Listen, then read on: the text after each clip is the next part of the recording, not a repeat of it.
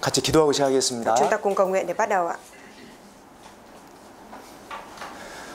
거룩하시고 자비로우신 우리 아버지 하나님, 진심으로 감사드립니다. Đức Chúa Trời là Cha của chúng con, là đấng thánh khiết và giàu lòng thương xót. Chúng con thật lòng dâng lời cảm tạ Chúa. 죄인으로 태어나 죄를 물마심 같이 하던 저희를 불쌍히 여겨주심에 감사드립니다. Chúa ơi, chúng con là những người sinh ra trong tội lỗi, sẽ là tội nhân và phạm tội lỗi như uống nước lã. Thế nhưng mà Chúa đã yêu thương chúng con. 예수님께서 친히 이 땅에 오셔서 십자가에서 그 귀한 보혈로 저희 모든 죄를 깨끗이 씻어주심에 감사드립니다. Chúng con dâng lời cảm tạ Chúa vì Đức Chúa Giêsu, Ngài đã đích thân xuống trên đất này, đổ hết huyết báu của Ngài ở trên thập tự giá và tẩy sạch hết mọi tội lỗi của chúng con đời đời một lần đủ cả. 뿐만 아니라 저희를 교회로 인도해 주심도 감사드립니다. Không những thế, Ngài còn dẫn dắt chúng con đến được hội thánh, chúng con cảm tạ Chúa. 주님 몸된 교회 안에서 생명의 말씀과 믿음의 교제를 통해서 저희 삶을 인도해 주심도 감사드립니다. Chúng con cũng dâng lời cảm tạ Chúa vì Ngài dẫn dắt đời sống của chúng con đến ở trong hội thánh, được cung cấp lời hằng sống của Ngài và được thông công bởi đức tin. 저희가 하나님을 더욱 알아갈 수 있도록 도와주시옵소서. Xin Chúa giúp đỡ chúng con để chúng con có thể hiểu thấu về Ngài hơn nữa. 오늘 이 시간 함께 하시는 주님께서 각 사람에게 필요한 말씀을 심령에 비춰주시길 기도드립니다. Chúng con cầu nguyện xin Chúa là đấng ở cùng với chúng con và thì giờ ngày hôm nay hãy lấp đầy trong tâm linh của chúng con và soi dọi tâm linh của chúng con bằng lời của Ngài. 저희 모두가 주님께 귀 쓰임 받다가 주님 만날 수 있도록 인도해 주시옵소서. Nguyện xin Chúa Ngài dẫn dắt tất cả chúng con để trong lúc chúng con đều đang được sử dụng quý giá từ Chúa và được gặp Ngài. 저희 중에 한 사람도 이뤄진 자가 없도록 주께서 도와주시옵소서. Nguyện xin Chúa Ngài cũng giúp đỡ để không một ai trong chúng con bị lạc mất. 내일부터 있을 전도 집회 가운데 주께서 크게 역사하여 주시길 간구드립니다. Chúng con cũng khao khát cầu nguyện xin Chúa Ngài cũng làm công việc lớn của Ngài trong đợt hội thảo Kinh Thánh sẽ bắt đầu diễn ra từ ngày mai. 불신자들이 구원을 받고 또 구원받은 저의 마음에 십자가를 통한 하나님의 사랑이 또 가득 부어지는 귀한 시간이 될 수 있도록 도와주시옵소서. Chúa nguyện xin Chúa Ngài giúp đỡ để đợt hội thảo lần này sẽ trở thành một thời gian quý báu. Những linh hồn chưa tin Chúa sẽ tin Chúa và nhận được sự cứu rỗi. Còn chúng con, những người đã nhận được sự cứu rỗi thì có thể được tuần đổ lại ân điển cũng như là phước ân điển và tình yêu thương của Chúa làm mới lại ở trong lòng. 영혼들을 전도하는 그 모든 발걸음마다 주님께서 동행하여 주시고 도와주시길 간구드립니다. Chúng con cầu nguyện khao khát xin Chúa Ngài cũng đồng hành cùng và ở cùng với những bàn tay đang đi truyền giao tin lành của Chúa và truyền giảng cho những linh hồn mới. 예수 그리스도 이름으로 기도드렸습니다. Chúng con thành tâm cầu nguyện nhân danh Đức Chúa Giêsu Christ. 아멘. Amen. 신약 성경 마태복음 7장입니다. Chúng ta mở sách Ma-thi-ơ đoạn 7 ạ. Sách Tân Ước ạ.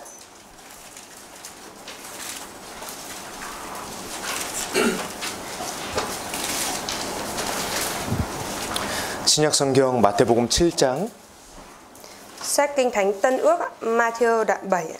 21절부터 23절입니다. Từ câu 21 đến câu 23.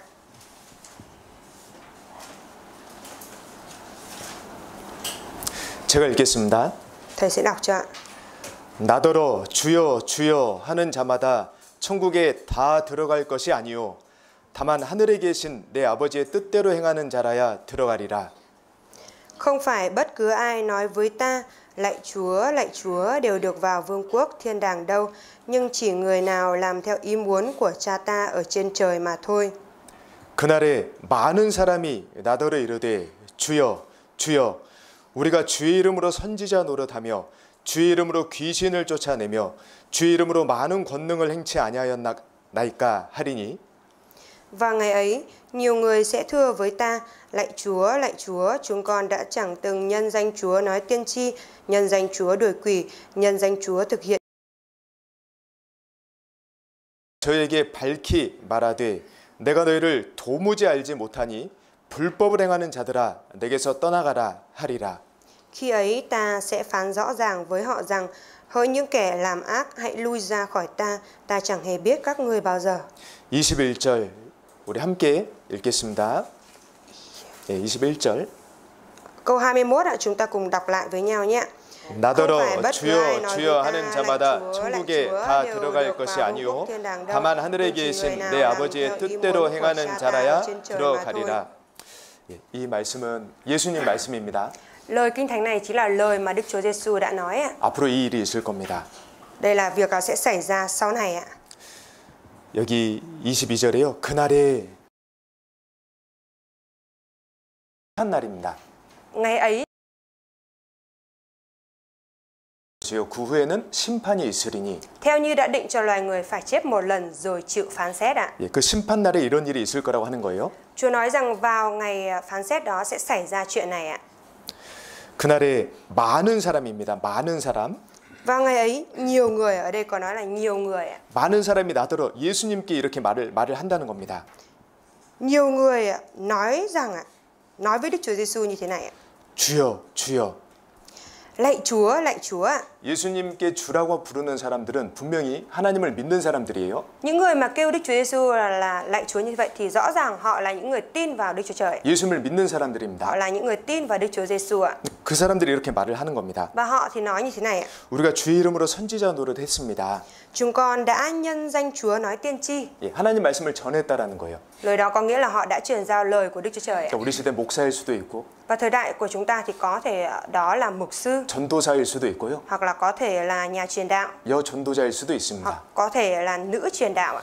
그 이후에 Và ở sau đó 주의 이름으로 귀신을 쫓아내며 nhân danh Chúa đuổi quỷ ạ. 야, 귀신을 쫓아내니까요. 이건 엄청난 기적인 거예요. Đã đuổi được quỷ thì đó là một cái phép lạ rất lớn đúng không ạ? 지금도 귀신 들린 사람들 가끔 있습니다. Ngay cả bây giờ thi thoảng cũng có những người bị quỷ ám ạ. 예수님의 이름으로 그들에게 들린 귀신을 쫓아냈던 거예요, 이 사람들이. Và những cái người này là những cái người mà nhân danh của Đức Chúa Giêsu và đuổi được quỷ đó ạ. 그리고 주의 이름으로 많은 권능을 행치 아니하였나이까?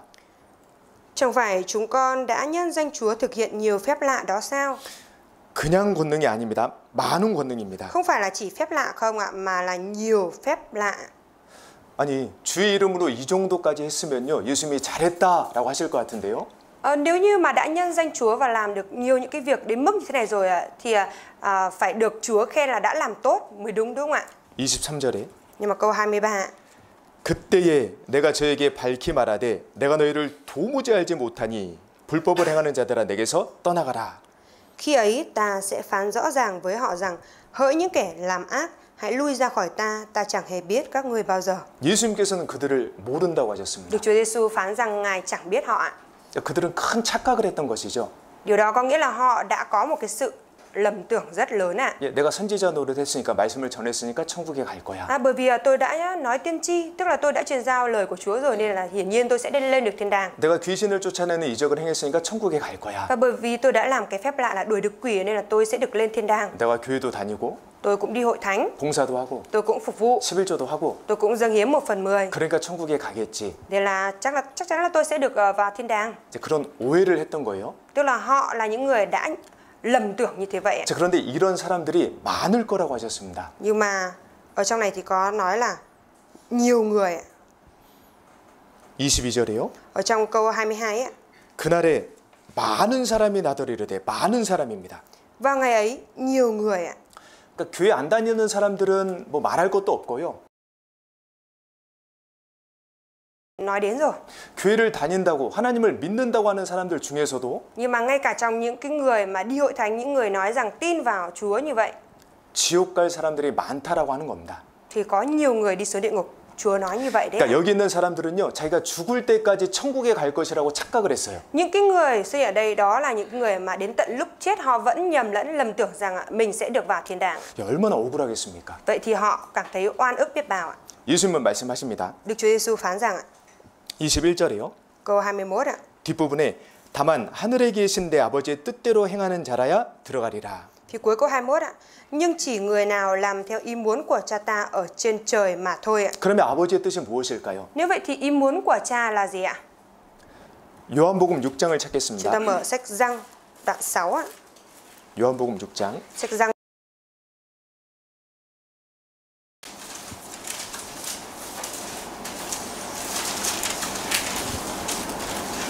40절. Sách Giăng đoạn 6 câu 40.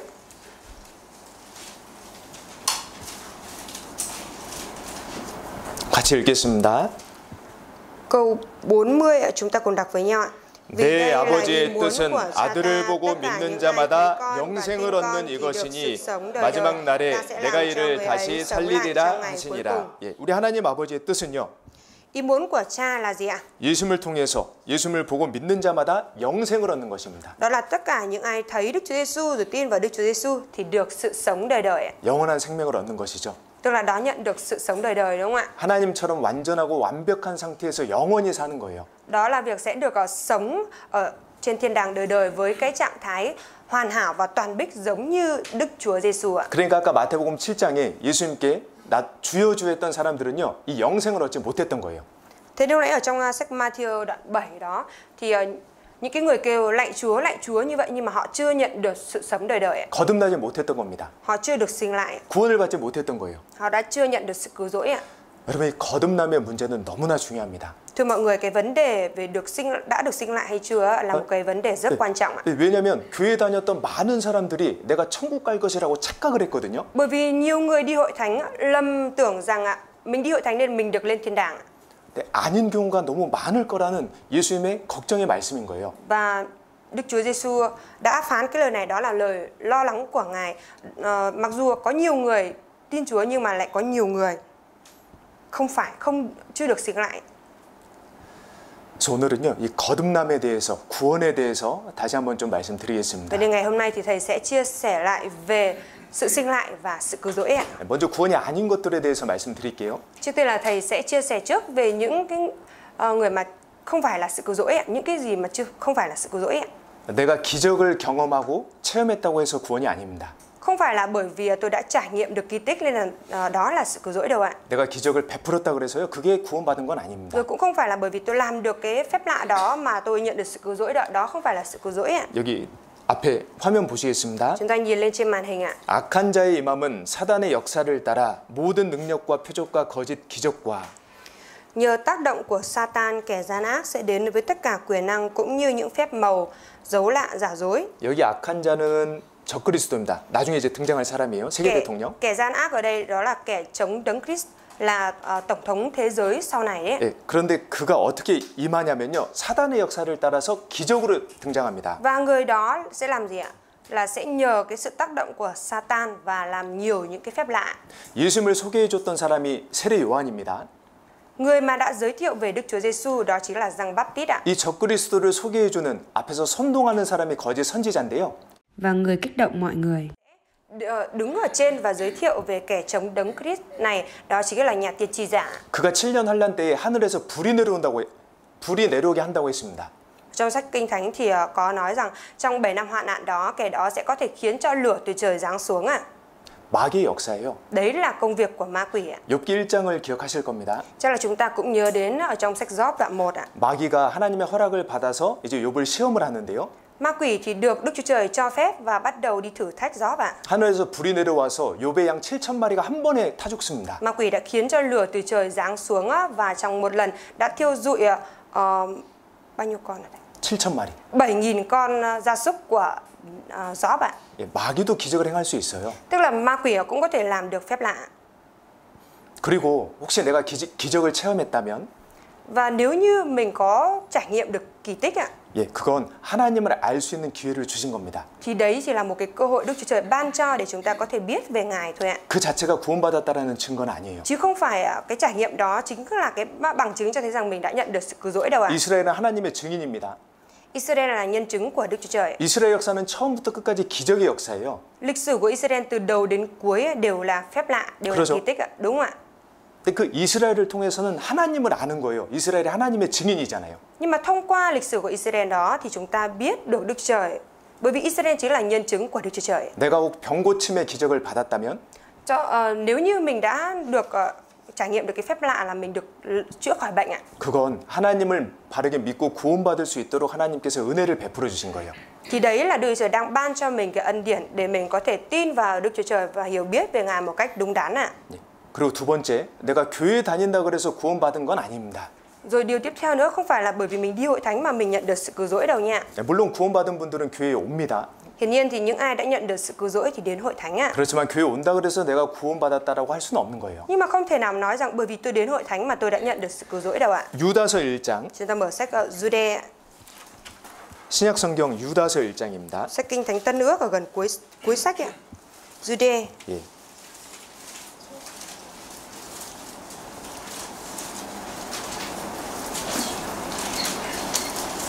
12절.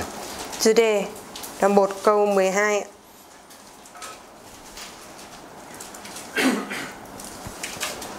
읽어주세요. Những kẻ này là những vết nhơ trong bữa tiệc yêu thương của anh em. Họ cứ ung dung chè chén say sưa với nhau và chỉ biết lo cho chính mình. Họ là những đám mây không nước bị gió đùa đi.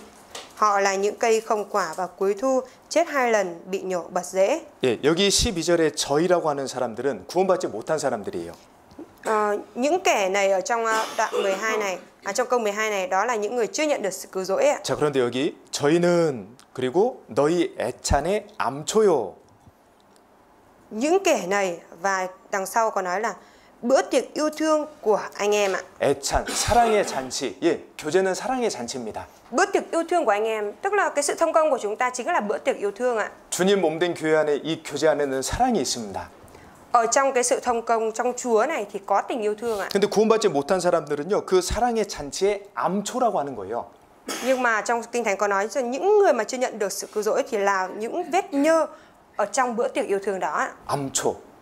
Những vết nhơ ạ. 그러니까 어떤 말이라든지 행동을 통해서 자꾸 그 교회 안에 있는 분들에게 마음에, 형제자매들 마음에 상처를 주는 거예요. Tức là họ liên tục thông qua những cái lời nói hay là hành động của họ để gây tổn thương cho các anh chị em ở trong hội thánh ạ. 그리고 뒤에 자기 몸만 기르는 목자요. Chỉ biết lo cho chính mình ạ. 예, 자기밖에 모른다는 거예요. Tức là họ chỉ có biết đến họ thôi ạ. 자기 중심입니다. Lấy bản thân mình là 예, trọng 사람이 tâm ạ. 구원받기 전에는 중심이요, 자기가 중심입니다. Trước khi con người nhận được sự cứu rỗi thì trọng tâm là luôn lấy mình làm trọng tâm ạ. 그러죠. Đúng ạ. 그리고 Và 바람에 불려가는 물 없는 구름이요. họ là những đám mây không nước bị gió đùa đi ạ. 구름에서는 비가 내려옵니다. Mây thì nước thì tuôn từ mây xuống ạ. 비는 은혜입니다. Mà nước mưa đó chính là ân điển ạ. 그러니까 구원받은 형제자매들을 통해서는요, 어떤 Là thông qua lời nói hay hành động của các anh chị em đã nhận được sự cứu rỗi thì chúng ta đón nhận được ân điển nào đó ạ. 근데 그렇게 은혜가 되는 말이 안 나오고 은혜가 되는 행동이 안 나오는 거예요. Nhưng mà những cái kẻ này là những cái kẻ mà không còn nói ra những cái lời nói ân điển hay là cũng không có một cái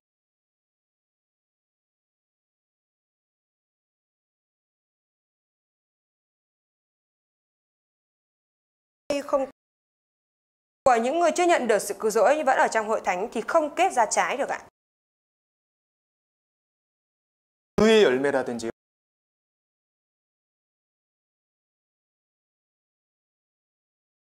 저희는 기탄 없이 너희와 함께 먹으니. Ở trong câu 12 nói dù như vậy mà họ vẫn ung dung chè chén say sưa với nhau. 그러니까 여전히 교회 안에 있을 수 있다는 거예요. Lời đó có nghĩa là mặc dù những cái người đó như vậy nhưng mà họ vẫn có thể ở trong hội thánh ạ. 구원받지 못했어도요. Dù không nhận được sự cứu rỗi ạ. 그러니까 내가 교회 다닌다 그래서 그게 구원받았다라는 증거는 아닙니다. Thế nên cái việc mà mình đi hội thánh đó không thể nào 그리고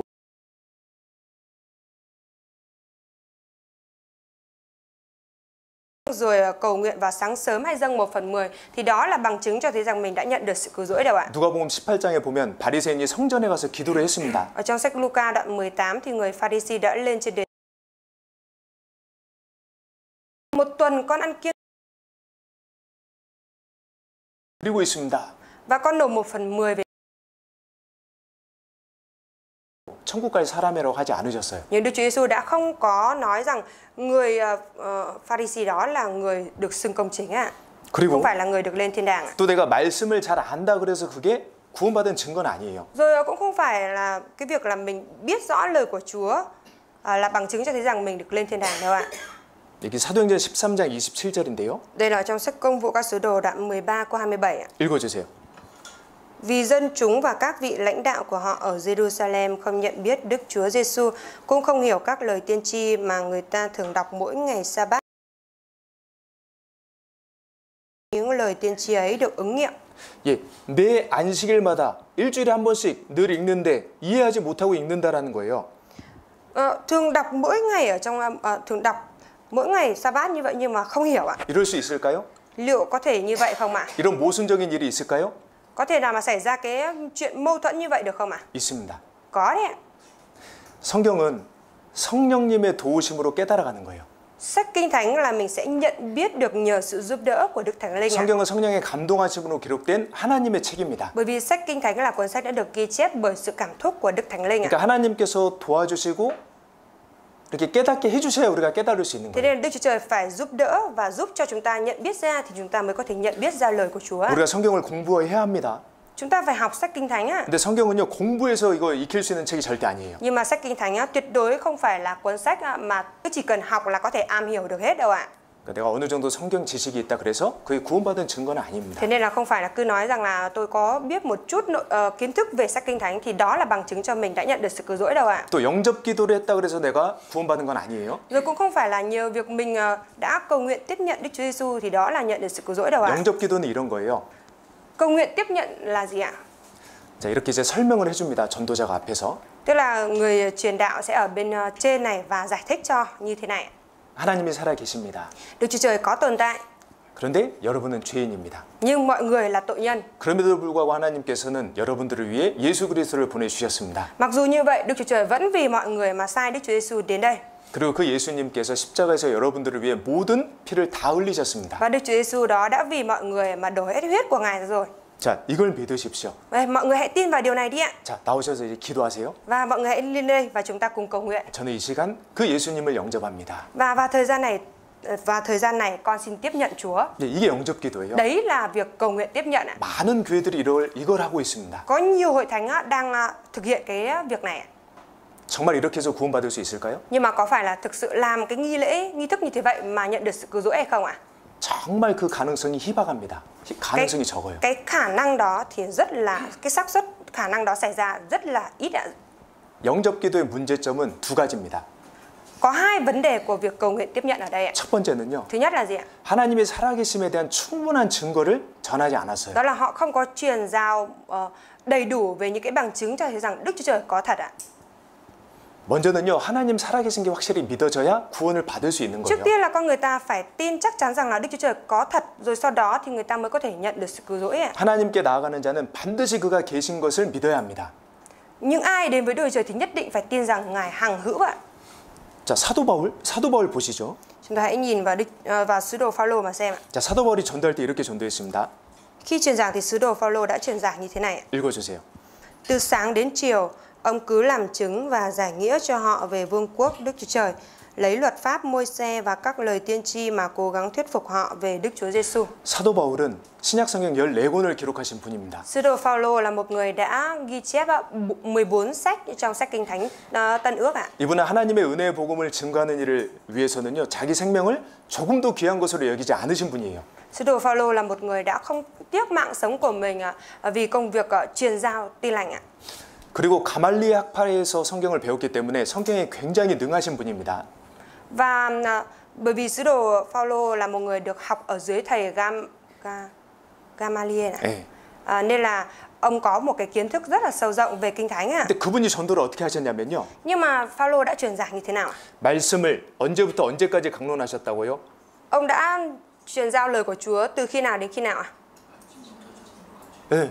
아니 복음을 위해서 목숨을 거신 분이 아침부터 저녁까지 하나님 나라를 증거했습니다. Một người đã liều cả mạng sống của mình để làm chứng về tin lành như thế vậy thì đã truyền giao lời của Chúa từ sáng cho đến chiều ạ. 하나님 나라 천국에 대해서 증거하기 위해서는요. Và để làm chứng về vương quốc của Đức Chúa Trời 먼저는 하나님이 살아계신 걸 확실히 증거를 해야 되잖아요. thì trước hết là phải làm chứng cho việc là Đức Chúa Trời thực sự tồn tại, đúng không ạ? 그 짧은 시간에 하나님 살아계신 게 믿어진다? 정말 어렵습니다. Thế là trong cái khoảng thời gian ngắn mà nói rằng là tôi đã tin vào Đức Chúa Trời như vậy thì đó là một điều bất khả năng ạ. 자, 그리고 영접기도 내가 영접하고 싶다 그래서 정말 예수님이 들어오실까요? Và có phải là mình cứ cầu nguyện tiếp nhận như thế vậy là thực sự Đức Chúa Giêsu sẽ đi vào trong mình không ạ? 예수님께서 내가 하라면 하시는 분이실까요? Đức Chúa Giêsu có phải là đấng mà mình nói gì là Ngài làm theo không ạ? 누가복음 13장 찾습니다. Chúng ta mở sách ở Luca 누가복음 13장 đoạn 13.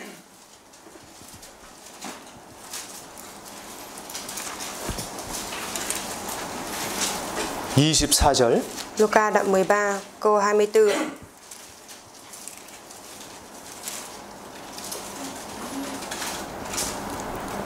누가복음 13장 24절 Luca đoạn 13 câu 24 ạ. 같이 읽겠습니다. Chúng ta cùng đọc ạ. 좁은 문으로 들어가기를 힘쓰라. 내가 너희에게 이르노니 들어가기를 구하여도 못하는 자가 많으니라. 여기 좁은 문은 구원의 문, 복음의 문이에요. 천국 가는 그 문이에요. Cửa hẹp ở đây là cánh cửa, được sự cứu rỗi là cánh cửa để đi vào trong thiên đàng. 자, 예수님께서 말씀하시기를요. Đức Chúa Giêsu phán ạ. 들어가기를 구하여도 못하는 자가 많으니라라고 하셨습니다. Chúa nói rằng có nhiều người nỗ lực để vào cửa hẹp và tìm cách để vào đó nhưng mà vào không được ạ. 그러니까 힘쓰고 애써도 들어가기 어렵다. 그러니까 들어갈 사람이 적다라고 하신 거예요. Tức là dù là có nỗ lực rồi cố gắng hết sức rồi để đi vào rồi nhưng mà cái người mà có thể đi vào được trong đó thì ít ạ. 여러분, 우리가 미국에 가고 싶다 그래서 미국 그냥 갈 수 있는 건 아닙니다. Thưa mọi người, không phải là vì mình muốn đi Mỹ mà mình đi được Mỹ đâu ạ. 미국 정부에서 승인해 준 비자가 있어야 미국을 들어갈 수 있는 Mà 거예요. phải có cái visa được cấp từ chính phủ của Mỹ thì chúng ta mới có thể đi Mỹ được ạ. 비자 없이 가게 되면 미립국입니다. 불법이에요. Nếu như mình chưa nhận được visa mà mình cứ đi như thế vậy thì mình sẽ trở thành người nhập cảnh trái phép ạ. 내가 영접하고 싶다 그래서 예수님이 오시는 게 아니에요. Không phải là bởi vì tôi cầu nguyện tiếp nhận Chúa là Đức Chúa Giêsu đi vào trong mình đâu ạ. 그게 이 말씀입니다. Và lời đó là lời Kinh Thánh này đấy ạ. 히브리서 12장 6절인데요. 주께서 그 사랑하시는 자를 징계하시고 그의 받으시는 아들마다 채찍질 하심이니라 하였으니. Vì Chúa xử phạt người Ngài yêu thương, những ai được nhận làm con thì Ngài cho roi cho vọt ạ. 자, 여기 그의 받으시는 아들입니다. Ở đây có nói là ai được nhận làm con ạ. 그러니까 주체, 구원해 주시는 주체가 하나님이시란 거예요. Tức là cái chủ thể ban cho sự cứu rỗi chính là Đức Chúa Trời ạ. 받으시는 아들은 양자입니다. 양자. Còn được nhận làm con ở đây thì là thành con nuôi ạ. 양자는요. 원래 우리 아버지가 아닌데 낳아주신 아버지가 아닌데 그 사람의 사랑으로 내가 그 사람의 아들이 되는 거예요. Con nuôi là gì ạ? Đó là vốn dĩ mình, cái người cha này không phải là cha ruột của mình. Thế nhưng mà bởi cái tình yêu của người cha này mà đã nhận mình làm con của người đó nên mình thành con nuôi ạ. 원래 우리는 죄인으로 태어났습니다. Vốn dĩ chúng ta sinh ra là tội nhân ạ. 원래 우리는 사단의 자식과 같습니다. Và trước đó chúng ta giống như là con cái của ma quỷ ạ. 그랬던 우리가 예수님의 보혈로 구원을 받고 하나님의 양자 아들이 되는 거예요. Nhưng mà nhờ huyết báu của Đức Chúa Giêsu mà chúng ta đã nhận được sự cứu rỗi và trở thành con nuôi của Ngài. 그러니까 하나님이 양자로 받아 주셔야 되는 겁니다. Tức là Đức Chúa Trời đã nhận chúng ta làm con nuôi của Ngài. 예를 들어서요. Ví dụ như thế này. 한 고아가 있습니다. Có một đứa trẻ mồ côi ạ. 고아가 이렇게 보니까 옆에 너무나 인품이 훌륭하고 멋진 부부가 사는 거예요. Đứa trẻ mồ côi này nhìn ở bên cạnh thì thấy là có một cặp vợ chồng này. Vợ chồng này thì trông rất là nhân phẩm rất tốt và hiền lành. 그래서 저 부부에 내가 아들이 되면 얼마나 좋을까 생각하는 겁니다. Và đứa trẻ mồ côi này thì bắt đầu nghĩ rằng ôi nếu mà mình được trở thành con của cặp vợ chồng này thì tốt biết bao. 그래서 그 두 분 앞에 가서 이렇게 얘기를 하는 거예요. Rồi đứa trẻ này đã đi đến trước cặp vợ chồng đó và nói như thế này. 저는 이 시간 두 분이 저의 부모님이 되셨음을 영접합니다. Vào thì giờ này đây tôi xin tiếp nhận hai quý vị trở thành bố mẹ nuôi của tôi. 저는 이제 두 분의 양자입니다. Bây giờ tôi thành con nuôi của hai quý vị rồi. 이래서 양자가 됩니까? Như vậy có phải là trở thành con nuôi không ạ? 황당할 거예요. Thế thì hai cặp vợ chồng kia chắc cảm thấy rất là hoảng hốt ngạc nhiên ạ. 영접 기도로 구원받는 거 아닙니다. Không phải là cầu nguyện tiếp nhận đó là sự cứu rỗi đâu ạ. 양자가 되고 그렇지 못하는 것은 100% 그 양자의 부모가 결정하는 거예요. Có được trở thành con nuôi hay không là hoàn toàn phụ thuộc vào bố mẹ đó có thực sự nhận cái người đó làm con hay không ạ. 분명히 하나님 말씀하십니다. 그의 받으시는 아들마다. Đức Chúa Giêsu đã nói rồi ạ. Những ai được nhận làm con ạ. 그러니까 기적을 행했다고 천국 가는 것도 아니고요. Không phải là cứ làm phép lạ là lên được thiên đàng. 내가 교회 다닌다 그래서 천국 간 것도 Rồi cũng 아니고요. không phải là đi hội thánh là mình lên được thiên đàng đâu ạ. 새벽기도, 금식기도, 11조 했다고 천국 가는 것도 아니고요. Rồi cũng không phải là cứ kiêng ăn cầu nguyện dâng hiến 1/10 rồi cầu nguyện vào sáng sớm thì mình lên được thiên đàng đâu ạ. 영접 기도한다고 천국 가는 것도 Rồi 아닙니다. cũng không phải là cầu nguyện tiếp nhận Chúa là được lên thiên đàng đâu ạ. 거듭난 사람의 특징이 무엇일까? Đặc trưng của những người đã được sinh lại là gì ạ? 그걸 한번 알아볼게요. Chúng ta sẽ cùng nhau tìm hiểu về điều này ạ. 마가복음 1장 15절입니다. Sách Mác đoạn 1 ạ.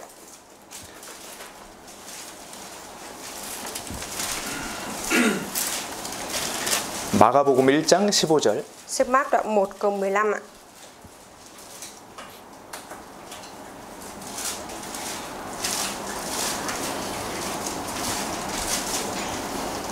같이 읽겠습니다. Chúng ta cùng đọc nhé.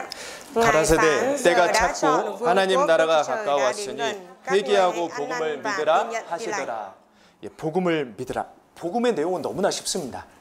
Hãy tin nhận tin lành ạ. Nội dung của tin lành thì rất dễ thôi ạ. 하나님은 모든 사람이 구원을 받고 천국에 오길 원하십니다. Đức Chúa Trời thì mong muốn tất cả mọi người đều nhận được sự cứu rỗi và lên được thiên đàng. 그래서 복음의 내용은 너무나 쉽게 이렇게 Vậy nên 해놓으셨어요. là Chúa đã làm nội dung của tin lành rất là dễ như thế này. 그런데 누구에게 복음이 믿어지는가? Tuy nhiên ai là người sẽ trở nên tin vào tin lành ạ? 회개한 사람입니다. Đó là người ăn năn ạ. 회개하고 복음을 믿으라. Hãy ăn năn rồi tin nhận tin lành ạ. 회개가 무엇일까요? Ăn năn là gì ạ? 회개는 제가 몸으로 표현하면 이렇게 방향을 바꾸는 겁니다. Ăn năn thì thầy miêu tả bằng hành động như thế này, đó là mình quay ngược lại cơ thể của mình như thế 우리는 vậy. 태어날 때부터 하나님을 등지고 죄인으로 태어났어요.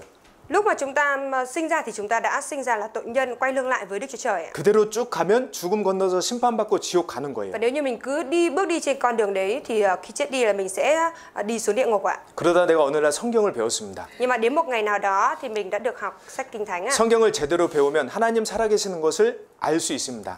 Và khi mà được học hẳn hoi về sách Kinh Thánh á, thì mình có thể biết về sự tồn tại của Đức Chúa Trời. 그리고 그 하나님 앞에 내가 너무나 더럽고 비참한 죄인임을 알게 됩니다. Và mình cũng nhận ra được rằng mình là một cái tội nhân rất là dơ bẩn ở trước mặt Đức Chúa Trời. 내가 지옥 갈 죄인이라는 걸 알게 돼요. Và biết được rằng mình là một tội nhân sẽ đi xuống địa ngục ạ. 근데 또 충격적인 것은 Nhưng một điều đáng kinh ngạc là gì ạ? 내 힘으로는 이 길을 벗어날 수 없다라는 거예요. Một điều sốc ở đây là gì ạ? Đó là bằng sức của mình thì mình không thể nào thoát ra khỏi cái con đường này được ạ. 그러니까 내가 지옥 가는 게 100% 사실인데요.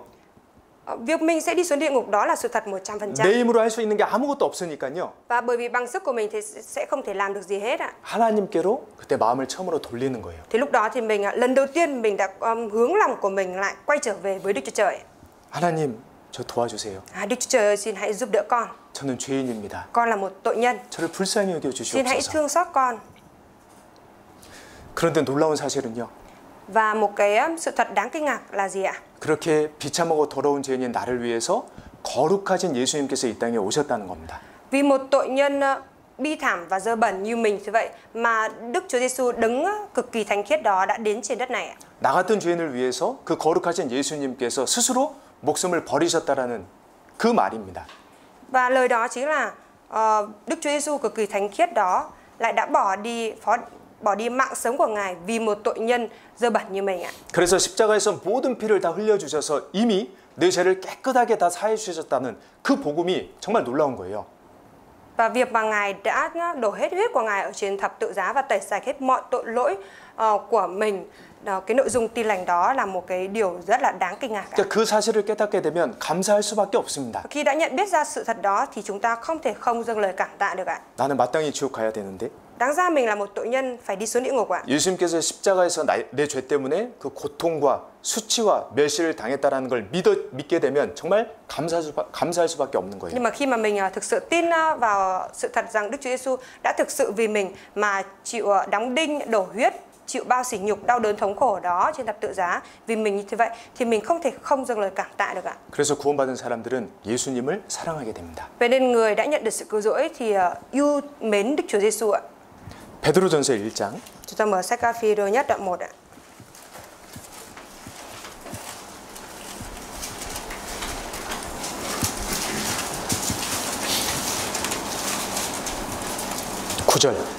Đoạn 1 câu 9 ạ. 베드로전서 1장 9절입니다. Phi-rơ nhất đoạn 1 câu 9 ạ.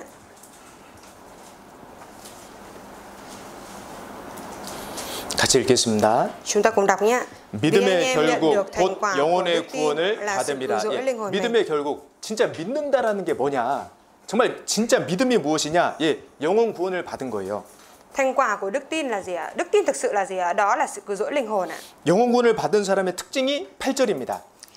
Đặc trưng của người đã nhận được sự cứu rỗi linh hồn là gì ạ? Là ở trong câu 8 đấy ạ. 같이 읽겠습니다. Chúng ta cùng đọc ạ. 예수를 너희가 보지 못하였으나 사랑하는도다. 이제도 보지 못하나 믿고 말할 수 없는 영광스러운 즐거움으로 기뻐하니. 예, 이건 기적이에요. Đây chính là phép lạ đấy ạ. 여러분, 우리는 보지 못하는 걸 사랑할 수가 없습니다. Thưa mọi người, những cái gì mà chúng ta chưa nhìn thấy thì chúng ta không thể nào yêu thương được ạ.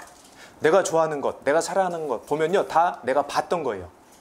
Tất cả những cái mà mình yêu, mình thích đó đều là những cái mà mình đã nhận được rồi ạ. Đều là những cái mình đã thấy rồi ạ. 그러죠. Đúng không ạ? 근데 예수님은 우리가 본 적이 없거든요. Nhưng mà chúng ta thì chưa bao giờ nhìn thấy Đức Chúa Giêsu ạ. 그럼에도 불구하고 예수님께 감사드릴 수 있고, Nhưng mà dù như vậy chúng ta vẫn có thể dâng lời cảm tạ Chúa ạ. 예수님을 믿을 수 있다는 것은 Và chúng ta vẫn có thể tin vào Đức Chúa Giêsu ạ.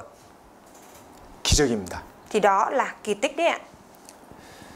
그러니까 그 예수님을 사랑하는 감사하는 마음으로 신앙생활하는 사람들이 그리스도인들이에요.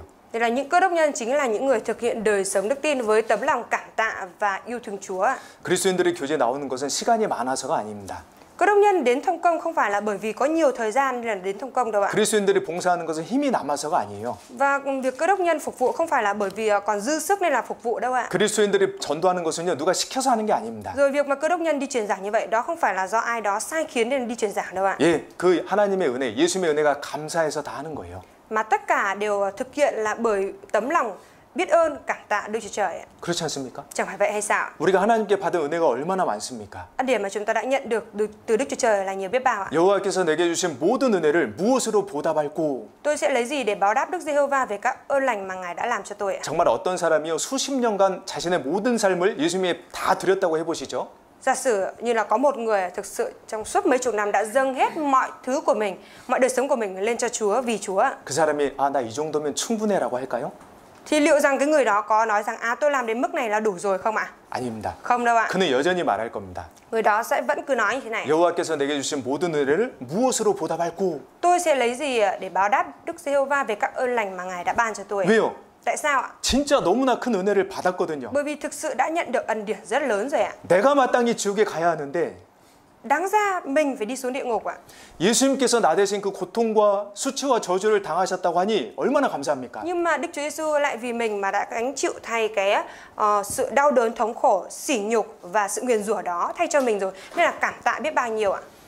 그래서 구원을 받은 사람은 Vậy nên là người đã nhận được sự cứu rỗi ạ, 정말 예수님을 사랑합니다. thì thực sự yêu mến Đức Chúa Giêsu ạ. 신앙생활의 동기가 주님 사랑이에요. Cái động cơ mình thực hiện đời sống đức tin đó là bởi lòng yêu mến Chúa ạ. 주님을 사랑하니까 주님 말씀을 더 듣고 싶은 거고요. Bởi vì yêu mến Chúa nên là muốn lắng nghe lời của Chúa 주님을 hơn. 사랑하니까 주님 계시는 교회에 오고 싶은 거고요. Bởi vì yêu mến Chúa nên là muốn đến hội thánh là nơi mà Chúa ngự ạ. 교회는 주님의 몸된 교회니까 그 교회를 위해 내가 조금이라도 수고하고 싶어 하는 겁니다. Bởi vì hội thánh là thân thể của Ngài, thế nên là bởi vì yêu mến Chúa nên là mình cũng muốn chịu vất vả một chút vì hội thánh đấy ạ. 내가 은혜를 받았기 때문에. Bởi vì mình đã nhận được ân điển ạ. 그래서 이 교회의 일, 주님의 일에 대한 동기가 주님 사랑인 사람들, 그 사람들이 그리스도인들입니다. Những cái người mà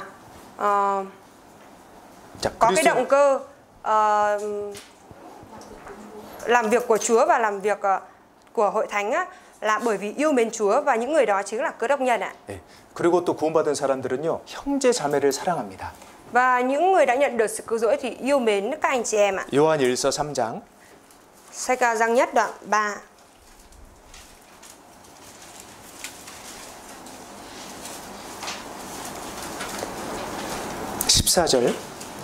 Giăng Nhất đoạn 3 câu 14 ạ.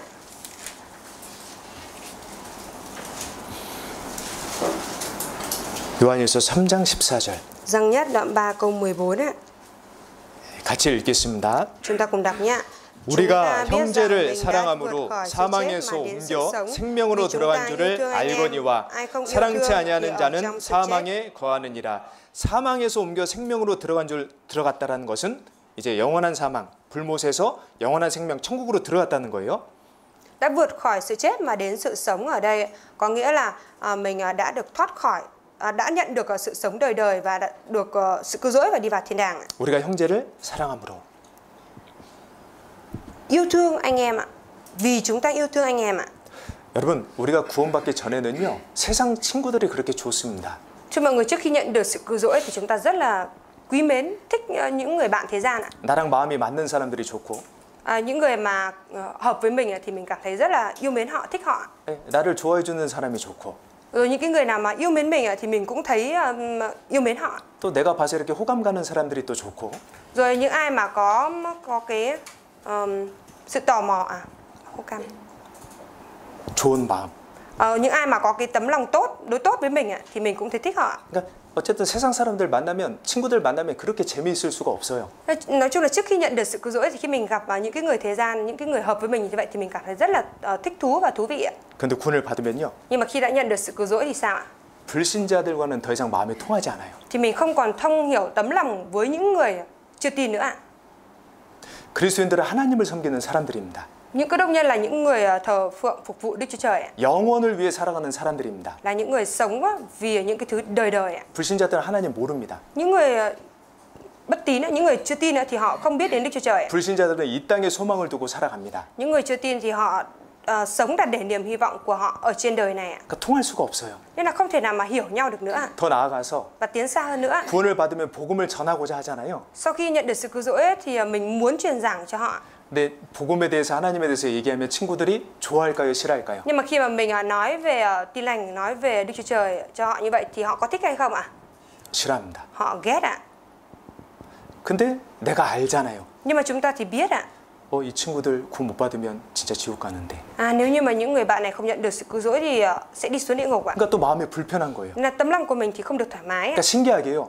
Một điều thần kỳ là gì ạ? 구원을 받으면 Khi mà nhận được sự cứu rỗi ạ, 세상 친구들과 더 이상 가까워질 수가 없어요. thì không thể nào mà trở nên thân thiết, gần gũi với những người bạn thế gian được nữa ạ. 물과 기름은 섞이지 않습니다. Nước với dầu thì không thể nào mà hòa tan với nhau được ạ. 그리스도인과 불신자는 결코 하나가 될 수 없어요. Và cơ đốc nhân với cả người chưa tin thì tuyệt đối không thể nào mà hòa hợp được với nhau ạ. 구원을 받았다고 하는데 여전히 세상 친구들과의 만남이 즐겁다면요. Nói rằng mình đã nhận được sự cứu rỗi rồi nhưng mà vẫn thích thú với cái việc đi gặp gỡ những người bạn thế gian ạ. 진짜 그쪽 사람일 수도 있어요. Thì 하나님의 사람이 아니라. có thể mình là người thuộc về cái phía những người bạn đó chứ không phải là người thuộc về Đức Chúa Trời ạ. 그리고 또 어떤 사람들은요. 교회 형제냐 자매들하고 잘 어울리고 세상 사람들하고도 잘 어울립니다.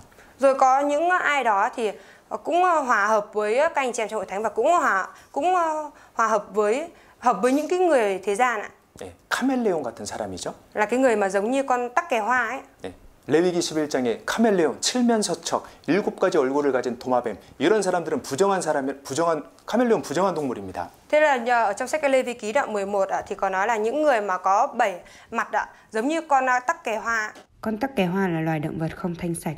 Người như thế cũng không thanh sạch trước mặt Đức Chúa Trời.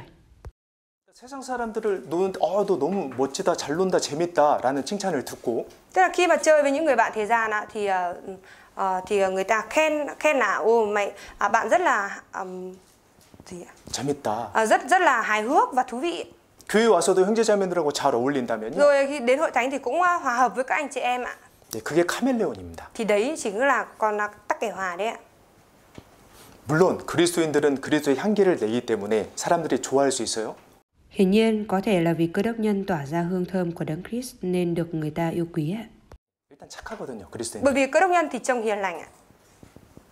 그리고 그리스도인들이 불신자들 만나야 됩니다. 접촉해야 전도를 하죠. Và những cơ đốc nhân thì cũng phải gặp gỡ những người chưa nhận được sự cứu rỗi, phải tiếp xúc với họ như vậy thì mới có thể truyền giảng được ạ. 그런데 Tuy nhiên 구원을 받으면 불신자들과 결코 마음을 나눌 수가 없어요. 친해질 수가 없어요. Tuy nhiên nếu như đã nhận được sự cứu rỗi rồi thì không thể nào mà có thể thổ lộ cái tấm lòng dốc đổ, cái tấm lòng của mình với cái người đó được nữa, và không thể nào trở nên thân thiết gần gũi với người đó, với người chưa nhận được sự cứu rỗi được nữa. 목사님, 저는 세상 친구들이 없습니다. Thầy ơi, em không có bạn thế gian ạ. 그런데 세상과 세상에 속한 것들을 더 사랑하고 있다면요. Tuy nhiên mình lại yêu thương thế gian và yêu thương những cái thứ thuộc về thế gian ạ. 그걸 끝까지 놓지 못하고 있다면요. Rồi mình vẫn đang chưa bỏ được những cái thứ đó đến cùng ạ. 끝까지 붙잡고 있음에도 어떤 하나님의 징계하심, 하나님의 도우심으로 그걸 끊지 못한다면 그것도 한번 의심해 봐야 돼요. 구원에 대해서. Nếu như mà đến cùng mình vẫn chưa có thể dứt bỏ được những cái thứ thuộc về thế gian đó ra, và cũng không thể dứt bỏ được những cái thứ đó nhờ sự giúp đỡ của Đức Chúa Trời như thế vậy, thì mình cần phải nhìn nhận lại và xem xét lại sự cứu rỗi của chính mình ạ. 마태복음 25장 Matthew đoạn 25 ạ. 40절 Matthew đoạn 25 câu 40 ạ.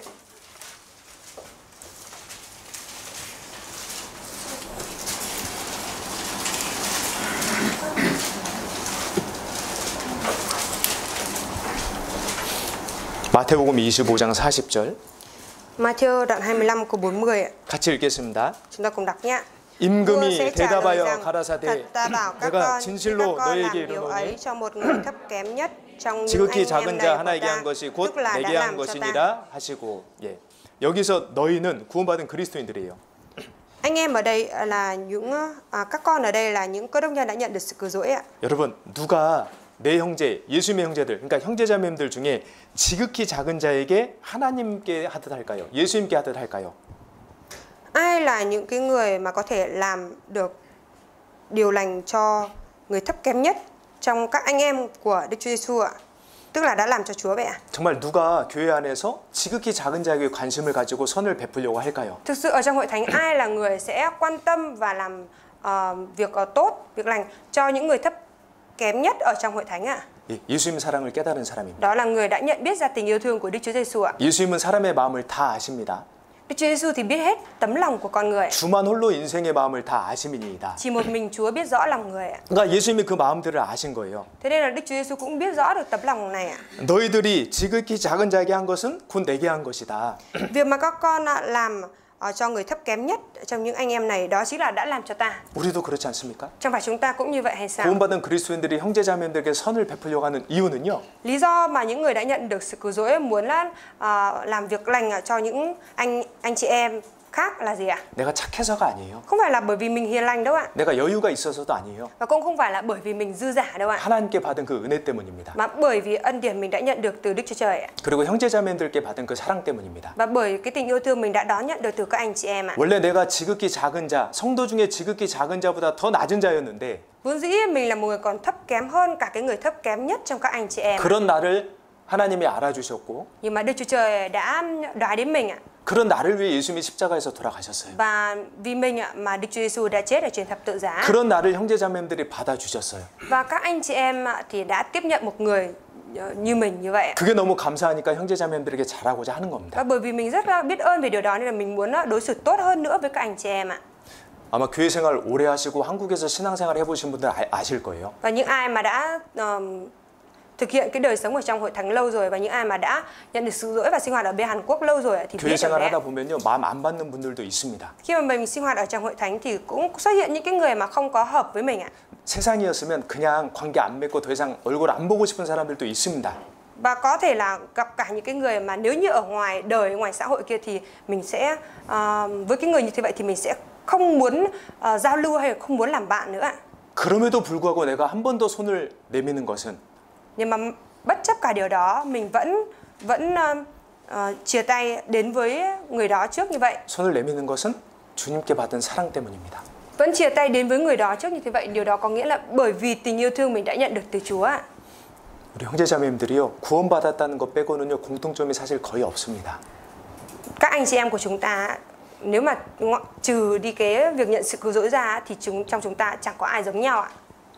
그럼에도 불구하고 형제자매들을 사랑하려고 하는 마음이 들어옵니다. 구원을 받으면. Nhưng mà khi đã nhận được sự cứu rỗi rồi thì cái tấm lòng muốn yêu thương các anh chị em đã đi vào trong lòng ạ. 구원받기 전에는요 Trước khi nhận được sự cứu rỗi ạ 나랑 맞는 사람, thì mình chỉ chơi thân với những người nào hợp với mình thôi ạ. 내가 좋아하는 사람만 좋습니다. Và mình chỉ thấy thích những cái người nào mà mình thích thôi ạ.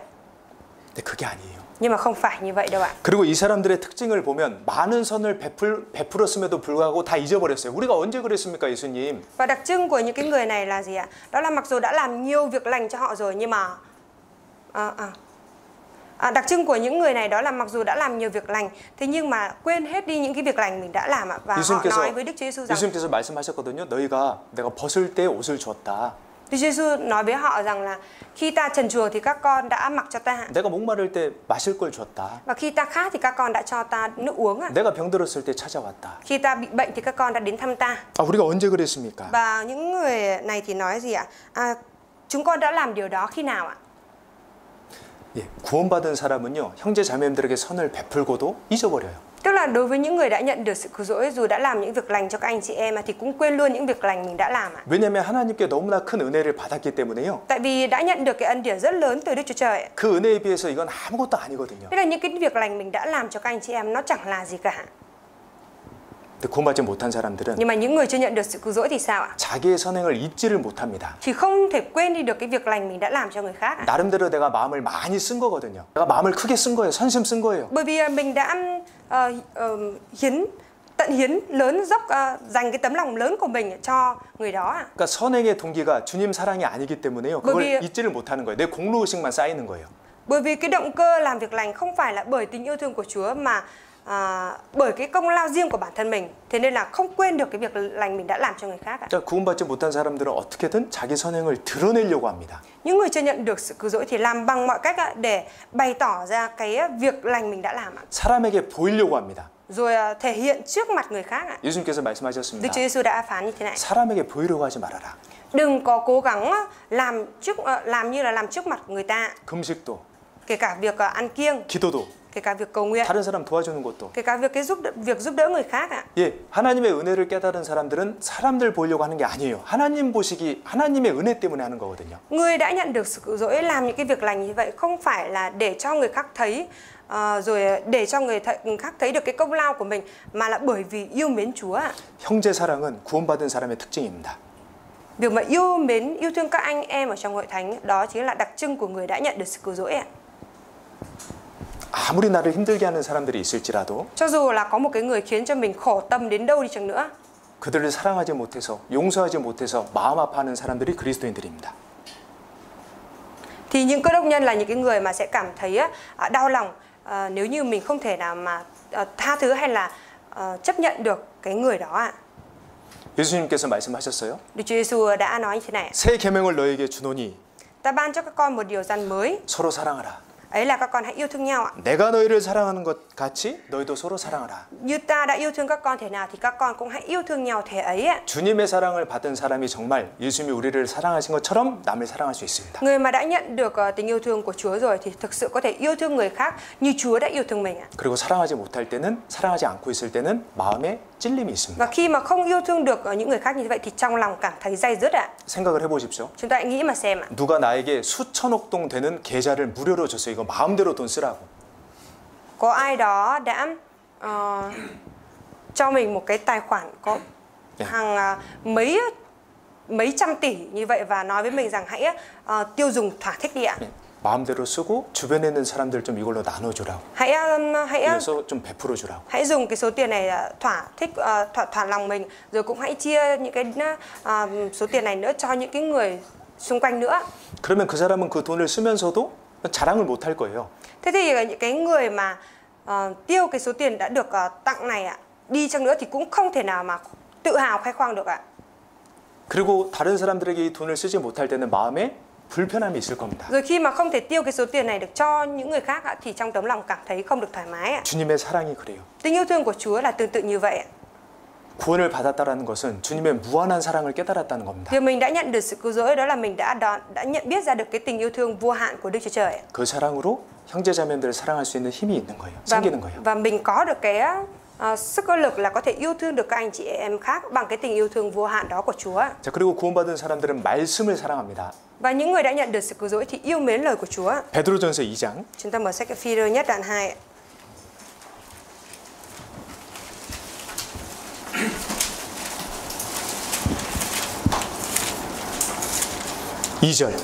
Phi-rơ nhất đoạn 2 câu 2 ạ. 베드로전서 2장 2절. Phi-rơ nhất đoạn 2 câu 2. 예, 같이 읽겠습니다. Chúng ta cùng đọc nhé. 갓난 아이들 같이 순전하고 신령한 젖을 사모하라. 이는 이로 말미암아 너희로 구원에 이르도록 자라게 하려 함이라. 예, 하나님께서는요 사람이 감당할 이상의 시험을 주지 않으세요. Đức Chúa Trời sẽ không ban cái thử thách nào mà quá sức của con người đâu ạ. 그러니까 사람이 할 수 없는 그런 말씀은 우리에게 주지 않으세요. Thế là tức là những cái lời nào mà con người không quá sức không thể thực hiện được thì Chúa sẽ không ban cho đâu ạ. 여기 순전하고 신령한 젖은 하나님 말씀입니다. Sữa thiêng liêng thuần khiết ở đây đó chính là lời của Đức Chúa Trời ạ. 구원받은 그리스도인들에게 하나님의 말씀을 사모해라. Người đã nhận được sự cứu rỗi là cơ đốc nhân đó thì hãy khao khát lời của Chúa. 사모할 수 있거든요. Bởi vì có thể khao khát ạ. 진짜 그리스도인들은 말씀을 사모합니다. Thực sự là những cơ đốc nhân thì khao khát lời Chúa. 예수님께서 이 땅에 오셨을 때요 회당장 야이로의 죽은 딸을 살리셨습니다. Lúc Đức Chúa Giêsu đến trên đất này thì Ngài đã cứu sống con gái của viên đội trưởng Giai-ru ạ. 그리고 나서 이어서 한 말씀을 더 하셨어요. Và sau đó thì Đức Chúa Giêsu đã phán tiếp thêm một lời này ạ. 소녀에게 먹을 것을 주라. Hãy cho đứa trẻ ăn ạ. 왜 예수님께서는 회당장 야이로의 딸을 살려주시고 먹을 걸로 주라는 말씀을 하셨을까요? Tại sao sau khi Đức Chúa Giêsu cứu sống con gái của Giai-ru như thế vậy thì Ngài lại nói rằng hãy cho đứa trẻ ăn ạ? 여러분 성경 말씀에는요 군더더기가 없습니다. Thưa mọi người, lời ở trong sách Kinh Thánh thì không có cái nào là dư thừa ạ. 네. Không có cái chữ nào là dư thừa đâu ạ. 여호와의 말씀은 순결하며 흙 도가니에 7번 단련한 은 같도다. Lời hứa của Đức Giê-hô-va là lời thanh sạch giống như bạc đã luyện trong lò bằng gốm á. Tinh luyện đến 7 lần. 아니 도가니에 은을 한 번, 두 번만 넣어도요. 그 불순물들이 다 제거될 거예요. Bạc bỏ vào trong lò luyện 1-2 lần thôi là cái tạp chất đã không còn nữa rồi ạ. 근데 7번을 단련했으면 거기 불순물이 남아날 수가 없습니다. Nếu vậy thì khi đã tinh luyện đến 7 lần rồi thì chắc chắn là sẽ không còn tạp chất nữa. 하나님 말씀이 그렇게 순결하다는 거예요. Lời của Đức Chúa Trời thì tinh khiết như thế vậy đấy ạ. 그러니까 이유 없이 적힌 말씀은 없습니다. Nên là không có cái lời nào được ghi chép lại ở trong sách Kinh Thánh mà bị dư thừa đâu ạ. 모든 말씀이 우리에게 교훈을 주고 책망을 주고 교육을 해주시는 거예요. Mọi lời ở trong sách Kinh Thánh đều đem lại sự dạy dỗ, khiển trách và sửa trị cho chúng ta. 왜 다시 살아난 야이로의 딸에게 먹을 것을 주라고 예수님이 말씀하셨을까요? Tại sao Đức Chúa Giêsu đã phán là hãy cho cái đứa trẻ mà là con gái của Giai-ru mà Chúa đã cứu sống đó cho nó ăn ạ? 예, 살아있는 생명체는 뭔가를 먹습니다. Đó là bởi vì cái thể cái gì mà còn sống thì phải ăn ạ. 동물들도 물이나 음식을 먹습니다. Động vật thì nó cũng phải ăn thức ăn ạ. 식물도 물을 먹습니다. Rồi thực vật thì nó cũng phải uống nước ạ.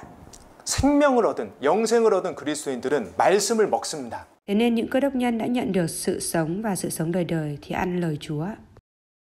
이건 본능입니다. Đây là bản năng ạ. 여러분 우리 누가 옆에서 시켜서 밥 먹는 거 아니잖아요. Không phải là ai ở bên cạnh sai khiến chúng ta là hãy ăn đi thì chúng ta ăn đâu, đúng không ạ? 음식을 먹는 건 우리 육신의 본능이거든요. Cái việc mà ăn uống thức ăn ở đây đó là bản năng của thể xác chúng ta. 마찬가지로 Tương tự như vậy ạ. 말씀에 대한 본능은요 그리스도인에게만 있습니다. Bản năng khao khát lời của Chúa là chỉ có cơ đốc nhân mới có ạ. 그러니까 말씀이 떨어지면 마음의 힘이 떨어지는 거예요. Vậy nên nếu như mà lời của Chúa mà bị cạn kiệt thì tấm lòng sẽ trở nên mệt mỏi ạ. 그런데 내가 스스로 말씀을 전혀 읽지 않는다면요. Tuy nhiên nếu như mà tự cá nhân mình đang không đọc lời của Chúa ạ, 바빠서일까요? có phải là bởi vì do bận rộn không ạ? 피곤해서일까요? Có phải là bởi vì do mệt mỏi không ạ? 아닙니다. 우리 바쁘고 피곤해도 밥은 먹습니다. Không ạ, dù có bận rộn hay dù có mệt mỏi thì chúng ta vẫn ăn cơm ạ. 말씀에 대한 본능 자체가 없는 거예요. Mà bởi vì là do chúng ta đang không có cái bản năng khao khát lời Chúa ạ. 그리스도인의 특징은요 말씀을 사모한다라는 겁니다. Đặc trưng của cơ đốc nhân đó là khao khát lời Chúa ạ. 말씀으로 힘을 얻거든요. Bởi vì chúng ta được nhận thêm sức từ lời của Chúa 말씀으로 위로를 얻거든요. và cũng nhận được cái niềm an ủi từ lời của Chúa ạ.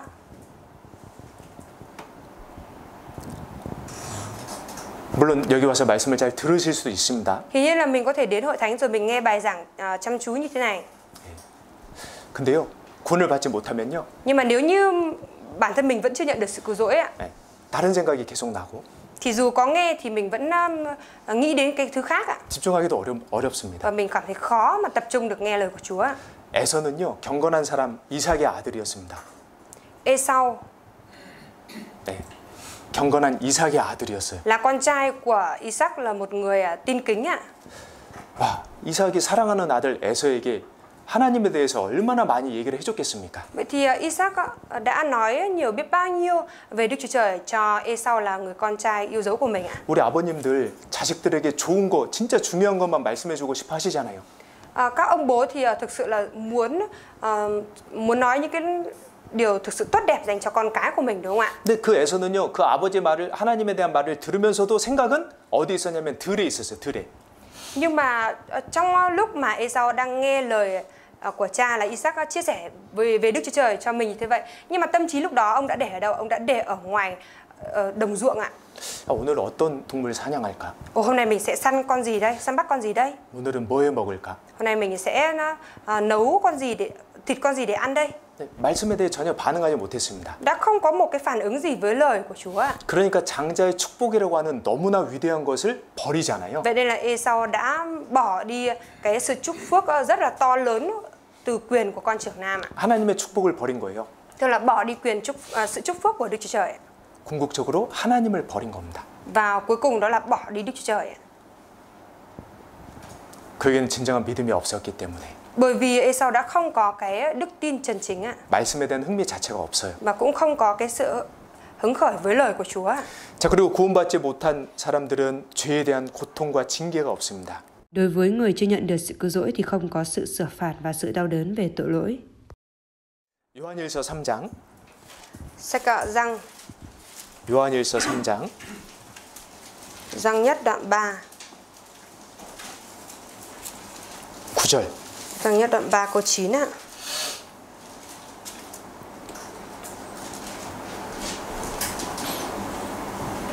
같이 읽겠습니다.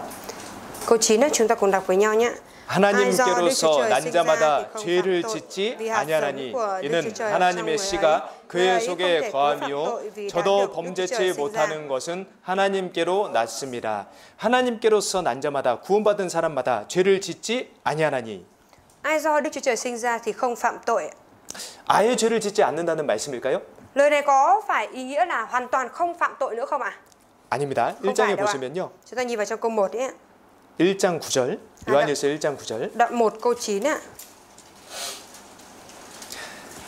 만일 우리가 우리 죄를 자백하면, Nếu chúng ta xưng tội mình ạ. 그러니까 죄를 지을 수 있는 가능성이 있다라는 말씀이잖아요. Lời này ý muốn nói rằng chúng ta có cái khả năng có thể phạm tội ạ. 그러니까 그리스도인이 죄를 지을 수도 있습니다. Cơ đốc nhân thì có thể phạm tội ạ. 죄성이 있기 때문에. Bởi vì vẫn còn bản tính tội lỗi ạ. 근데 아까 요한일서 3장 말씀은요.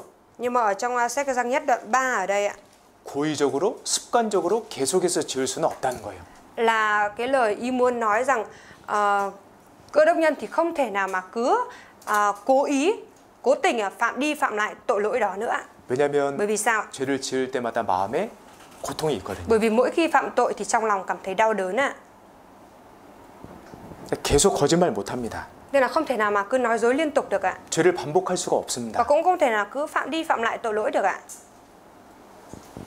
그리고 그리스도인들이 죄 가운데 있을 때는 하나님께서 징계하시잖아요. Và khi mà cơ đốc nhân ở trong tội lỗi thì Đức Chúa Trời sẽ xử phạt ạ. 그 죄에서 끄집어내 주시려고요. Để giải cứu chúng ta ra khỏi cái tội lỗi đó ạ. 근데 구원을 받기 전까지는요. Nhưng mà cho đến trước khi mình nhận được sự cứu rỗi ạ, 죄를 지어도 찔림도 없습니다. thì dù mình có phạm tội đến đâu chăng nữa thì mình cũng không cảm thấy day dứt ạ. 여전히 반복해서 죄를 짓습니다. Vẫn cứ phạm tội lặp đi lặp lại như vậy. 회개도 없고 Cũng không có sự ăn năn, 찔림도 없고 cũng không có cảm thấy cắn rứt, 징계도 없어요. cũng không có sự xử phạt ạ. 죄에 대한 고통 자체가 없어요. Không có cảm thấy đau đớn về tội lỗi ạ. 이게 에레미야 7장에 보시면요. Ở trong sách Giê-rê-mi đoạn 7 ở đây ạ. 읽어주세요. Chẳng phải các ngươi trộm cắp giết người, phạm tội tà dâm, thề dối dâng hương cho ba anh, chạy theo các thần khác là các thần mà các ngươi không biết đó sao? 너희가 이렇게 많은 죄들을 지으면서도 요약하면 Trong khi mà các ngươi đang phạm nhiều tội lỗi như thế này 자기는 구원받았다고 한다는 거예요. mà vẫn cứ nói là mình đã nhận được sự cứu rỗi ạ. 읽어주세요. Thế mà các ngươi đi vào nhà này là nơi được gọi bằng danh ta, đứng trước mặt ta và nói chúng con đã được giải cứu rồi. Các ngươi làm vậy để tiếp tục vi phạm mọi điều ghê tởm ấy. 예, 우리가 구원을 얻었나이다. Chúng tôi đã nhận được sự cứu rỗi rồi. Chúng con đã được giải cứu rồi. 그럼에도 불구하고 이 모든 가증한 일을 행하려 함이로다. Dù như vậy mà các ngươi làm vậy để tiếp tục vi phạm mọi điều ghê tởm ấy. 여러분 그리스도인들은 양심이 밝아진 사람들이에요. Thưa mọi người, những cơ đốc nhân là những người mà đã có lương tâm trong sáng rồi ạ. 구원받기 전에는 죄라고 생각지 못했던 것들에도 마음이 찔립니다. Những cái điều mà trước khi nhận được sự cứu rỗi mình không nghĩ đó là tội lỗi đó, nhưng mà sau khi nhận được sự cứu rỗi, khi phạm phải điều đó thì tấm lòng mình cảm thấy day dứt ạ. 누군가를 미워하는 생각만으로도 마음이 불편합니다. Chỉ với cái việc mà nghĩ ghét ai đó thôi là trong tấm lòng đã cảm thấy không được thoải mái rồi ạ. 음란한 생각만으로도 마음에 찔림을 받습니다. Rồi chỉ với cái việc có nảy sinh những cái suy nghĩ dâm loạn thôi là trong tấm lòng cũng đã cảm thấy day dứt rồi ạ.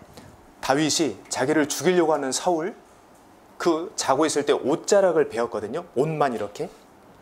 David thì đã cắt một cái vạt áo của Saul, là người đã truy đuổi David để tính giết hại David trong lúc mà Saul đang ngủ ạ. 그것 때문에 다윗은 크게 자책을 했어요. Nhưng mà chỉ cắt một cái vạt áo nhỏ như vậy thôi nhưng mà David cảm thấy rất là day dứt ạ. 우리도 구원받고 그렇지 않습니까? Trong bài chúng ta cũng vậy sao? Sau khi nhận được sự cứu rỗi ạ, 내가 어떤 말을 했을 때 아니 내가 형제자매들에게 이 말은 좀 너무했나 좀 과했나? khi mà mình lỡ thốt ra cái lời nào đó rồi thì mình cũng có cái suy nghĩ cảm thấy hối hận là đáng ra mình không nên nói cái lời đó với anh chị em ạ. 네.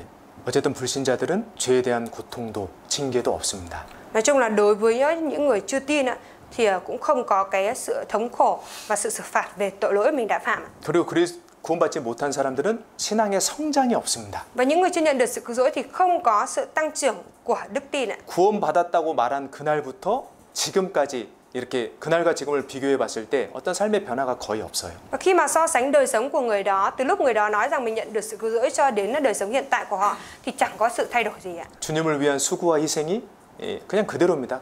Và cái sự vất vả và hy sinh vì Chúa thì cũng vẫn y như vậy như lúc đầu ạ. 여러분 생명체는 자란다라는 특징이 있어요. Thưa mọi người, sinh vật sống thì có cái đặc trưng là nó phát triển ạ. 믿음은 자랍니다. Đức tin là phải phát triển, phải tăng trưởng ạ. 그런데 믿음의 성장이 없음에도 불구하고 Nhưng mà không có sự tăng trưởng ở trong đức tin. 구원받은 그 날짜만 붙잡고 계시면 안 되는 거예요. Mà cứ chỉ dựa hơi vào là cái ngày mình đã nhận được sự cứu rỗi thì như thế không được đâu ạ. 믿음이 자란다는 것은 Tăng trưởng trong đức tin có nghĩa là gì ạ? 사랑이 더 풍성해진다는 거예요. Đó là tình yêu thương trở nên dư dật hơn ạ. 그러니까 시간이 흐르면서 신앙생활하면서 내가 품을 수 있는 사람들도 더 많아지는 거고요. Tức là khi mà thời gian càng trôi đi, đức tin nó phát triển là gì ạ? Đó là mình có thể bao dung được cho nhiều người hơn nữa, đón nhận được nhiều người hơn nữa ạ. 내가 관심 갖고 기도해 주는 사람들도 많아진다라는 겁니다. Và những cái người mà mình có thể cầu nguyện thay cho người đó như vậy là càng trở nên nhiều hơn ạ. 행함이 없는 믿음은 죽은 거예요. Đức tin không có hành động là đức tin chết ạ. 그럼 믿음이 아닌 거예요. Vậy thì đó không phải là đức tin đâu ạ. 구원이 아닌 거예요. Đó không phải là sự cứu rỗi ạ. 믿음은 분명히 자라는 특징이 있습니다. Đức tin ạ, rõ ràng là có cái đặc trưng là phát triển ạ. 자, 그러면 이제 Nếu vậy thì bây giờ ạ, 복음을 들으면서도 구원받지 못하는 걸까요? tại sao mặc dù đã nghe tin lành rồi nhưng mà vẫn chưa nhận được sự cứu rỗi ạ? 관심이 없으면 구원받지 못합니다. Nếu như không quan tâm thì không thể nhận được sự cứu rỗi ạ. 하나님에 대해서 Không quan tâm về Đức Chúa Trời 천국과 지옥 영원한 세계에 대해서 관심이 없잖아요. 구원 못 받습니다. và không quan tâm đến thế giới đời đời, không quan tâm đến thiên đàng địa ngục, không quan tâm đến sự sống đời đời như vậy thì sẽ không thể nhận được sự cứu rỗi ạ. 아까 누가복음 13장 찾았던 말씀에 구하여도 들어가지 못하는 자가 많다고 하셨어요. 예수님께서. Lúc nãy ở trong sách Luca đoạn 13 네. thì đã có cái lời Kinh Thánh Đức Chúa Giêsu đã nói rằng những người đã nỗ lực và tìm kiếm để vào nhưng mà cũng không vào được ạ. 그러니까 구하여도 들어가지 못하는데요. 관심도 없고 구하지도 않으면 당연히 천국은 못 들어가는 겁니다. Những người mà tìm kiếm còn không vào được như thế vậy thì hiển nhiên những cái người mà không quan tâm đến thì hiển nhiên sẽ không thể vào được thiên đàng rồi. 무관심한 사람이 구원받는 일은 없습니다. Người không quan tâm thì không có chuyện người đó lại nhận được sự cứu rỗi đâu ạ. 너희가 전심으로 나를 찾고 찾으면 나를 만나리라. Các con sẽ tìm ta và gặp được khi các con tìm kiếm ta hết lòng ạ. 그리고 또 구원받지 못하는 두 번째 이유는요. Và cái lý do thứ hai mà vì sao không nhận được sự cứu rỗi ạ? 정확히 모르면 구원 못 받아요. Đó là nếu như không có biết chính xác thì không thể nhận được sự cứu rỗi ạ. 영생은 곧 유일하신 참 하나님과 곧 그의 보내신 자 예수 그리스도를 아는 것이니이다. Sự sống đời đời là nhận biết Đức Chúa Trời. Sự sống đời đời là nhận biết Cha là Đức Chúa Trời duy nhất và chân thật cùng Đức Chúa Giêsu. 영생은 아는 거예요. 알아야 돼요. Tức là sự sống đời đời là phải nhận biết ạ. 하나님에 대해 바르게 알아야 돼요. Phải biết rõ về phải biết đúng đắn về Đức Chúa Trời. 예수님이 누구신지 그분이 무엇을 하셨는지 바르게 알아야 Và 합니다. phải biết đúng đắn về Đức Chúa Giêsu là ai, Ngài đã làm gì ạ. 알아야 구원받습니다. Phải biết thì mới có thể nhận được sự cứu rỗi ạ. 이제 그러니까 정확한 복음을 듣지 못하면 구원받을 수 없고요. Thế nên nếu như chưa được nghe cái nội dung tin lành chính xác thì không thể nhận được sự cứu rỗi ạ. 네. 아니면 이제 이렇게 대충 들으면 구원을 받을 수 없습니다. Hoặc là nếu mà chỉ nghe đại khái qua loa thôi thì cũng không thể nhận được sự cứu rỗi ạ. 가끔 이렇게 구원 간증하실 때요. Thi thoảng thì khi mà làm chứng về sự cứu rỗi ạ, 옆에서 이렇게 좀 도와줘야 되는 분들이 있습니다. thì thầy thấy là cũng có những người ở bên cạnh giúp đỡ người đang làm chứng ạ. 구원 간증 좀 부탁드리겠습니다. 하면 이제 어떻게 간증해야 될지 잘 모르시는 거예요. Tức là nhờ người nào đó làm chứng về sự cứu rỗi nhưng mà cái người đó lại không biết là làm chứng như thế nào. 그럼 옆에서 이제 좀 추임새를 넣어줘야 돼요. 도와줘야 돼요. thế thì 예수님. Thế thì ở bên cạnh là sẽ phải gợi ý cho là Đức Chúa Giêsu ạ. 그럼 이제 또 간증하시는 거죠. 아, 예수님께서. Thế thì cái người mà chuẩn bị đang làm chứng này thì sẽ tiếp thu được cái gợi ý đó rồi nói là Đức Chúa Giêsu. 또 거기서 또 머뭇거리는 거야. 피. Xong rồi lại dừng lại, không biết nói gì nữa, thế mà lại phải đẩy ở bên cạnh. 아, 예수님의 피로 내 제자가 구원 받았습니다. Ở bên cạnh thì lại gợi ý thế là huyết. Thì bắt đầu là cái người nào làm chứng này nói rằng tôi đã nhận được sự cứu rỗi bởi huyết của Đức Chúa Giêsu. 이런 분들은 구원이 아닐 확률이 아주 높습니다. Và những cái người nào như vậy thì cái xác suất cao là người đó chưa nhận được sự cứu rỗi ạ. 여러분, 내가 만약에 하노이에서 지드래곤을 만났다고 상상을 해보겠습니다. Chúng ta hãy thử tưởng tượng xem là nếu như mình được gặp G-Dragon ở Hà Nội này đi ạ. 야, 그거 내가 그분을 만났다면 누군가를 만났을 때 내 친구들에게 그 만났을 때 어땠는지, 분위기는 어땠는지, 내 마음이 어땠는지 얘기해 줄 수 있잖아요. Nếu như mình đã được gặp ca sĩ nổi tiếng đó ở đây rồi thì khi mình gặp gỡ bạn bè hay là người thân của mình thì mình có thể kể lại cho cái người bạn đó là lúc đó mình đã gặp cái người này ở đâu, rồi tâm trạng của mình lúc đó như thế nào, cảm xúc của mình lúc đó như thế nào, có thể kể lại rõ được, đúng không ạ? 하물며 Huống chi ạ, 내가 하나님의 아들 예수님을 복음을 통해 만났는데 할 말이 없겠습니까? mình đã thông qua Tin Lành nhận được sự cứu rỗi và trở thành con cái của Đức Chúa Trời rồi, được gặp Đức Chúa Trời như vậy rồi mà mình lại không có lời gì để chia sẻ sao ạ? 정확히 알지 못하면 구원을 받을 수가 없어요. Nếu như không biết chính xác thì không thể nhận được sự cứu rỗi ạ. 말씀을 잘 들으셔야 돼요. Vậy nên là mọi người phải lắng nghe bài giảng thật kỹ ạ. 뿐만 아니라 죄를 고집하면 구원을 받을 수가 없습니다. Và không những thế, nếu như cứ cố chấp với tội lỗi thì không thể nhận được sự cứu rỗi ạ. 요한복음 3장 Chúng ta mở sách Giăng đoạn 3.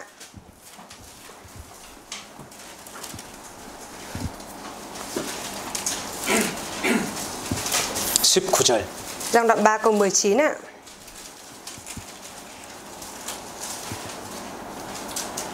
요한복음 3장 19절. Sách Giăng đoạn 3 câu 19 ạ.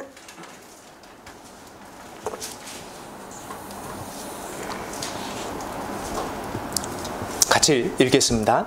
Chúng ta cùng đọc nhé.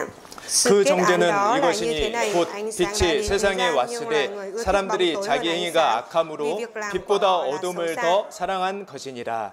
그 정죄는 이것이니 왜 사람들이 심판을 받느냐? Sự kết án đó là như thế này. Tại sao họ lại bị định tội, bị kết án ạ? 빛이 세상에 왔을 때 빛 대신 예수님은 이 세상에 오셨지만 Đó là mặc dù ánh sáng là Đức Chúa Giêsu đã đến trên thế gian này. 예수님은 모든 사람을 구원해 주시기 오셨지만 Mặc dù Đức Chúa Giêsu đã đến để cứu rỗi tất cả mọi người, 사람들이 빛보다 어둠을 더 사랑한 것이니라. nhưng mà loài người lại ưa thích bóng tối hơn ánh sáng ạ. 죄를 고집하는 사람은 복음을 들어도 깨달을 수가 없습니다. Những người mà vẫn đang cố chấp với tội lỗi thì dù được nghe nội dung Tin Lành thì chăng nữa thì cũng không nhận biết ra được ạ. 어떤 분들은 조상 숭배 이걸 못 나요. Có ai đó thì không thể nào Từ bỏ việc thờ thần tượng. 어떤 사람은 술 먹는 걸 못 나요. 내가 그래도 더 공감돼요. 술은 끊을 수 없습니다. có những ai đó thì không thể nào mà từ bỏ đi được cái việc uống rượu ạ. 예, 그런 마음으로 복음 들으면 안 깨달아져요. Nếu như mà nghe nội dung Tin Lành với cái tấm lòng như thế vậy thì cũng không nhận biết ra được ạ. 어떤 사람들은 세상 욕심, Có ai đó thì cứ cố chấp với cái lòng tham về thế gian này, 돈에 대한 욕심, lòng tham về tiền bạc. 가룟 유다 있잖아요. Chẳng phải có Judas Iscariot hay sao? 그 많은 예수님 말씀을 듣고 예수님 기적을 보면서도 그는 구원받지 못했습니다. Dù đã nghe nhiều lời Đức Chúa Giêsu phán và đã chứng kiến nhiều cái phép lạ Đức Chúa Giêsu đã làm như vậy, nhưng mà cũng không nhận biết ra và không nhận được sự cứu rỗi ạ. 마음에 돈에 대한 욕심이 가득했거든요. Bởi vì trong lòng đã đầy dẫy cái lòng tham vật chất tiền bạc ạ. 여기 디모데후서 항상 배우나 마침내 진리의 지식이 이룰 수 없느니라. Trong sách Timôthê đoạn 3 câu 6 có bài ở đây có nói là học hoài mà không bao giờ nhận biết chân lý ạ. Hope why? 계속 배우는데 왜 진리, 구원을 받을 수가 없습니까? Cứ liên tục học hoài như vậy nhưng mà sao lại không nhận biết ra được chân lý ạ? 이유가 있었어요. Có lý do đấy ạ. 읽어주세요.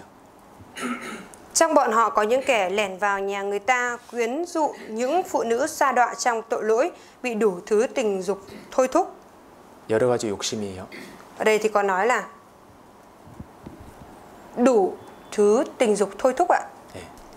버리지 못한 죄 때문에. Bởi những cái tội lỗi không thể bỏ đi được ạ. 여러분 오해하시면 안 됩니다. 죄가 많아서 구원을 못 받는 게 아니에요. Mọi người không được hiểu lầm nhá. Không phải là bởi vì mình có nhiều tội lỗi mà mình không nhận được sự cứu rỗi đâu nhá. 예수님 돌아가실 때 십자가에 못 박힌 강도도 구원받고 천국 갔습니다. Lúc mà Đức Chúa Giêsu chết trên thập tự giá thì kể cả tên cướp bị đóng đinh chết bên cạnh Đức Chúa Giêsu cũng đã nhận được sự cứu rỗi và lên được thiên đàng. 죄를 고집해서 지옥 가는 거예요. Lý do đi xuống địa ngục đó là bởi vì cố chấp với tội lỗi ạ. 또 구원받지 못하는 이유는 자신이 구원받았다라고 착각을 하기 때문입니다. 스스로 믿기 Và cái 때문이에요. lý do chưa nhận được sự cứu rỗi nữa đó là nhầm lẫn, lầm tưởng rằng là mình đã nhận được sự cứu rỗi rồi. 누가복음 18장의 바리새인이 스스로 자기가 의롭다고 믿었습니다. Và trong sách Luca đoạn 18 thì người Pharisee đã tự nhận mình là người công chính ạ. 자기가 그런 행위를 하고 있으니까 11조도 하고 금식도 하고 있으니까요. Bởi vì bản thân đang làm những cái việc lành rồi, đang dâng hiến 1/10 rồi và đang ăn kiêng cầu nguyện như thế vậy. 그러니까 자기의 구원을 제대로 점검하지 않은 거예요. Đây là người Pharisee đó đã không có tự kiểm chứng lại 자기 믿음 네. đã không tự kiểm chứng lại đức tin của mình ạ. 그리고 하나님 말씀 앞에 겸손한 마음이 없잖아요. 절대 구원 못 받습니다. Và nếu như không có cái tấm lòng khiêm nhường trước lời của Đức Chúa Trời thì tuyệt đối sẽ không thể nhận được sự cứu rỗi ạ. 예수님께서 말씀하시기를 Đức Chúa Giêsu phán rằng ạ: 가라사대 진실로 너희에게 이르노니 너희가 돌이켜 어린 아이들과 같이 되지 아니하면 결탄코 천국에 들어가지 못하리라. Đức Chúa Giêsu phán: Thật ta bảo thật các con, nếu các con không biến đổi và trở nên như con trẻ, các con sẽ không bao giờ được vào vương quốc thiên đàng đâu. 어린 아이들 같은 순수한 마음 있잖아요.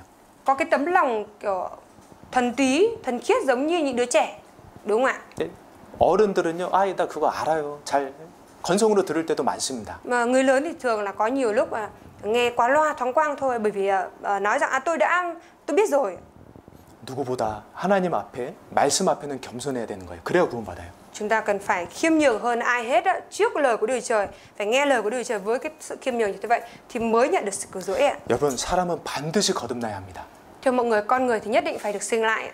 예수님께서 밤에 자신을 찾아온 니고데모에게 사람이 반드시 거듭나야 된다고 말씀하셨어요. Đức Chúa Giêsu đã nói với Nicodem là người đã tìm đến Ngài vào ban đêm rằng con người thì nhất định phải nhận được sự sinh lại ạ. 영어 버전으로 보면요, 너는 반드시 거듭나야 한다. Tiếng Anh thì có nói rằng ngươi nhất định phải được sinh lại ạ. 왜 사람이 반드시 거듭나야 합니까? Tại sao con người nhất định phải được sinh lại? 사람은 반드시 죽습니다. Bởi vì con người nhất định sẽ chết ạ. 죽음 후에 사람은 반드시 심판을 받습니다. Sau khi chết đi, con người nhất định sẽ phải chịu sự phán xét ạ. 하나님을 만나는 거예요. 죽음 이후에 누구든지. Sau khi chết đi, bất cứ ai cũng sẽ phải gặp Đức Chúa Trời. 나의 가죽 이것이 썩은 후에 내가 육체 밖에서 하나님을 보리라. Dù khi ra thịt tôi tan nát, ngoài xác thân này tôi sẽ thấy Đức Chúa Trời. 그리고 사람은요, 죽음 이후에 천국과 지옥 둘 중에 한 곳에 반드시 갑니다. Và sau khi chết đi thì con người nhất định sẽ đi về một trong hai nơi thôi, một là thiên đàng, hai là địa ngục. 그리고 거기서 영원을 보내는 거예요. Và sẽ phải sống mãi mãi ở đó ạ. 나무가 나무로나 북으로나 쓰러지면 그 쓰러진 곳에 그대로 그냥 있으리라. Khi một cây ngã về hướng nam hay hướng bắc, cây ngã bên nào thì nằm luôn bên đó ạ. 나무 도끼질해서 이렇게 찍을 때요. Khi mà chúng ta dùng cái búa, cái rìu để mà đập vào cái gốc cây như thế này. 쓰러지기 전에는 내가 이렇게 찍으면서 방향 조절할 수 있어요. 이쪽으로 쓰러뜨려야겠다. Trước khi mà cái cây nó đổ xuống thì lúc mà mình đục vào nó như thế vậy thì mình có thể điều chỉnh được cái hướng nó sẽ đổ là về hướng nào. 나무 쓰러지면 더 이상 이제 그대로 Nhưng một 그대로 khi 있는 mà 거예요. cái cây mà nó đã đổ xuống rồi thì nó sẽ nằm nguyên ở cái chỗ nó đã đổ xuống ạ. 우리의 영원한 운명이 그래요. Và cái vận mệnh đời đời của chúng ta cũng giống như vậy ạ. 반드시 사람은 천국 아니면 지옥 둘 중에 한 곳에 갑니다. Con người nhất định sẽ về một trong hai nơi, một là thiên đàng, hai là địa ngục ạ. 내가 진실로 이르노니 사람이 내가 홀이라도 남김없이 다 갚기 전에는 결단코 거기서 지옥에서 나올 수 없느니라. Thật ta bảo các con sẽ không bao giờ ra khỏi tù được cho đến khi trả nốt đồng tiền cuối cùng ạ. 사람은 반드시 구원을 받아야 합니다. Con người thì nhất định phải nhận được sự cứu rỗi ạ. 반드시 거듭나야 돼요. Nhất định phải được sinh lại thì mới được ạ. 고린도후서 13장 Chúng ta mở sách Cô-rinh-tô 2 đoạn 13. 5절입니다. Cô-rinh-tô 2 đoạn 13 câu 5.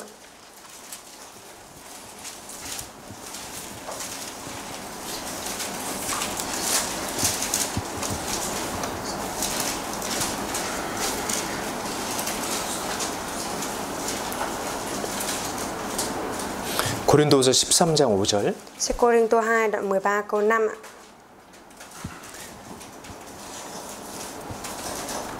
같이 읽겠습니다. Chúng ta cùng đọc nhé. 너희가 믿음에 있는가 너희 자신을 시험하고 너희 자신을 확증하라. 예수 그리스도께서 너희 안에 계신 줄을 너희가 스스로 알지 못하느냐.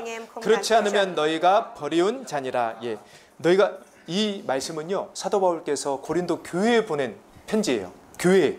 Lời này chính là bức thư mà Sứ đồ Phaolô đã gửi đến cho hội thánh Cô-rinh-tô ạ. 믿음에 있는가 스스로 한번 자기를 시험해 봐라. Hãy thử tra xét chính mình xem là mình có đức tin hay không ạ. 예, 우리는 자기 믿음을 스스로 시험하고 점검해 보는 가운데 믿음을 확증할 수 있는 거예요. Trong cái quá trình mà chúng ta tự kiểm tra và tra xét lại cái đức tin của mình là mình có hay không ạ, thì lúc đấy là đức tin của mình sẽ được kiểm chứng ạ. 사도 바울께서 고린도 교회 성도들이 미워서 이 말씀을 하신 게 아닙니다. Sứ đồ Phaolô không phải là bởi vì ghét các thánh đồ thánh Cô-rinh-tô mà nói cái lời này đâu ạ. 걱정돼서 사랑해서 하신 말씀이에요. Bởi vì lo lắng và yêu thương nên là mới nói ra cái lời như thế này. 아니, 고린도 교회 성도들 구원은 받았다고 하는데 전혀 행함으로 나타나는 믿음이 없었거든요. 적었거든요. Bởi vì những cái thánh đồ ở Cô-rinh-tô này nói rằng mình đã nhận được sự cứu rỗi, thế nhưng mà ở trong đời sống lại không có những cái hành động của đức tin và không có cái sự biến đổi ở trong đời sống ạ. 바울은 정말 모든 사람이 구원받기를 원했던 사람입니다. Sứ đồ Phaolô là một người mong muốn tất cả mọi người đều nhận được sự cứu rỗi ạ. 저도 마찬가지입니다. Và thầy cũng như vậy. 제가 여러분들의 믿음을 비난하고 책망하는 게 전혀 아니에요. Tuyệt đối không phải là thầy đang chỉ trích hay là phê phán về cái đức tin của mọi người đâu ạ. 사실 구원받지 않은 사람들의 특징 말씀드렸잖아요. 제가 그랬어요. Đặc biệt là lúc thầy chia sẻ về cái đặc trưng của người chưa nhận được sự cứu rỗi là bởi vì trước đó thầy đã như vậy. 제가 그랬습니다. Thầy đã như vậy đấy ạ. 말씀에 관심도 없었고요. Lúc chưa nhận được sự cứu rỗi thầy không quan tâm gì đến lời của Chúa. 결코 제 스스로 성경 찾아서 읽어보지 않았습니다. Và lúc đấy thì cũng không có tự mình đi mở sách Kinh Thánh và đọc sách Kinh Thánh. 하나님을 사랑하는 마음도 당연히 없었고요. Và hiển nhiên là lúc đó thì cũng không có lòng yêu mến Chúa. 형제 자매들을 위해 수고하고 희생하는 거 없었습니다. Rồi cũng không có cái việc mà chịu vất vả hy sinh vì các anh chị em ạ. 죄를 고집하고 있으면서도 그걸 버리지 않았어요. Ở trong lúc đang cố chấp với tội lỗi như vậy nhưng mà cũng chẳng bỏ đi tội lỗi đó. 저의 삶의 변화는 제가 구원받은 이후부터 시작이 됐습니다. Cái sự biến đổi ở trong đời sống của thầy là có được sau khi thầy nhận được sự cứu rỗi chắc chắn ạ. 구원이라고 하는 것은 Sự cứu rỗi là gì ạ? 내가 조금 더 나은 사람이 된다는 게 아니에요. Không phải là mình trở thành một cái người tốt hơn một chút đâu ạ. 완전히 다른 사람이 되는 겁니다. Mà mình hoàn toàn trở thành một người khác ạ. 하나님의 자녀가 됐는데 어떻게 변하지 않을 수 있겠어요? Trở thành con cái của Đức Chúa Trời rồi thì làm sao mà không thể không thay đổi được ạ? 하나님의 사랑을 깨달았는데 어떻게 삶이 변하지 않을 수 있겠습니까? Đã nhận biết ra tình yêu thương của Đức Chúa Trời rồi thì làm sao mà đời sống lại không có sự thay đổi được ạ? 정말 저는 여기 계신 모든 분들, 우리 한우이 교회와 연결된 모든 분들이 정말 구원받기를 원합니다. Và thầy thì thực sự là mong muốn tất cả mọi người đây cũng như là những người đã được kết nối với Hội Thánh Hà Nội đều nhận được sự cứu rỗi ạ. 여러분에게 제일 중요한 게 여러분 생명이잖아요. 영혼이잖아요. Cái điều quan trọng nhất đối với mọi người đó chính là sự sống của mọi người mà, đúng không ạ? 하나를 얻었어도 내가 지옥에 간다면 그게 무슨 유익이 Dù 있겠습니까? mình có được cả thiên hạ đi chăng nữa nhưng mà mình đi xuống địa ngục thì điều đó có ích gì cho mình ạ? 내게 제일 중요한 게 내 영혼이잖아요. Cái điều quan trọng nhất đối với mình ở đây đó chính là linh hồn của mình ạ. 내일부터 전도 집회가 시작되는데요. Bắt đầu từ ngày mai, tối mai sẽ bắt đầu diễn ra hội thảo Kinh Thánh ạ. 겸손하고 간절한 마음으로 말씀을 들어보셔요. Nên là mong là tất cả chúng ta hãy lắng nghe lời của Chúa với cái tấm lòng khiêm nhường, 어린아이와 같은 마음으로요. với cái tấm lòng thuần khiết như con trẻ. 내가 다 아는 내용이라고 생각하지 마시고 Đừng nghĩ rằng là đó là những cái nội dung mình đã biết hết rồi, 간절한 마음으로 하나님께 도움을 구하는 마음으로 들어보셔요. mà hãy nghe với cái tấm lòng khao khát, với cái tấm lòng cầu xin sự giúp đỡ từ Đức Chúa Trời đi ạ. 그러면 정말 하나님이 도와주십니다. Thế thì thực sự Đức Chúa Trời sẽ giúp đỡ ạ. 그리고 내가 정말 구원을 받았다면요. Và nếu như thực sự mình đã nhận được sự cứu rỗi ạ, 빌립보서 1장 찾겠습니다. chúng ta mở sách Philip ạ. 빌립보서 1장 27절. Philip đoạn 1 câu 27.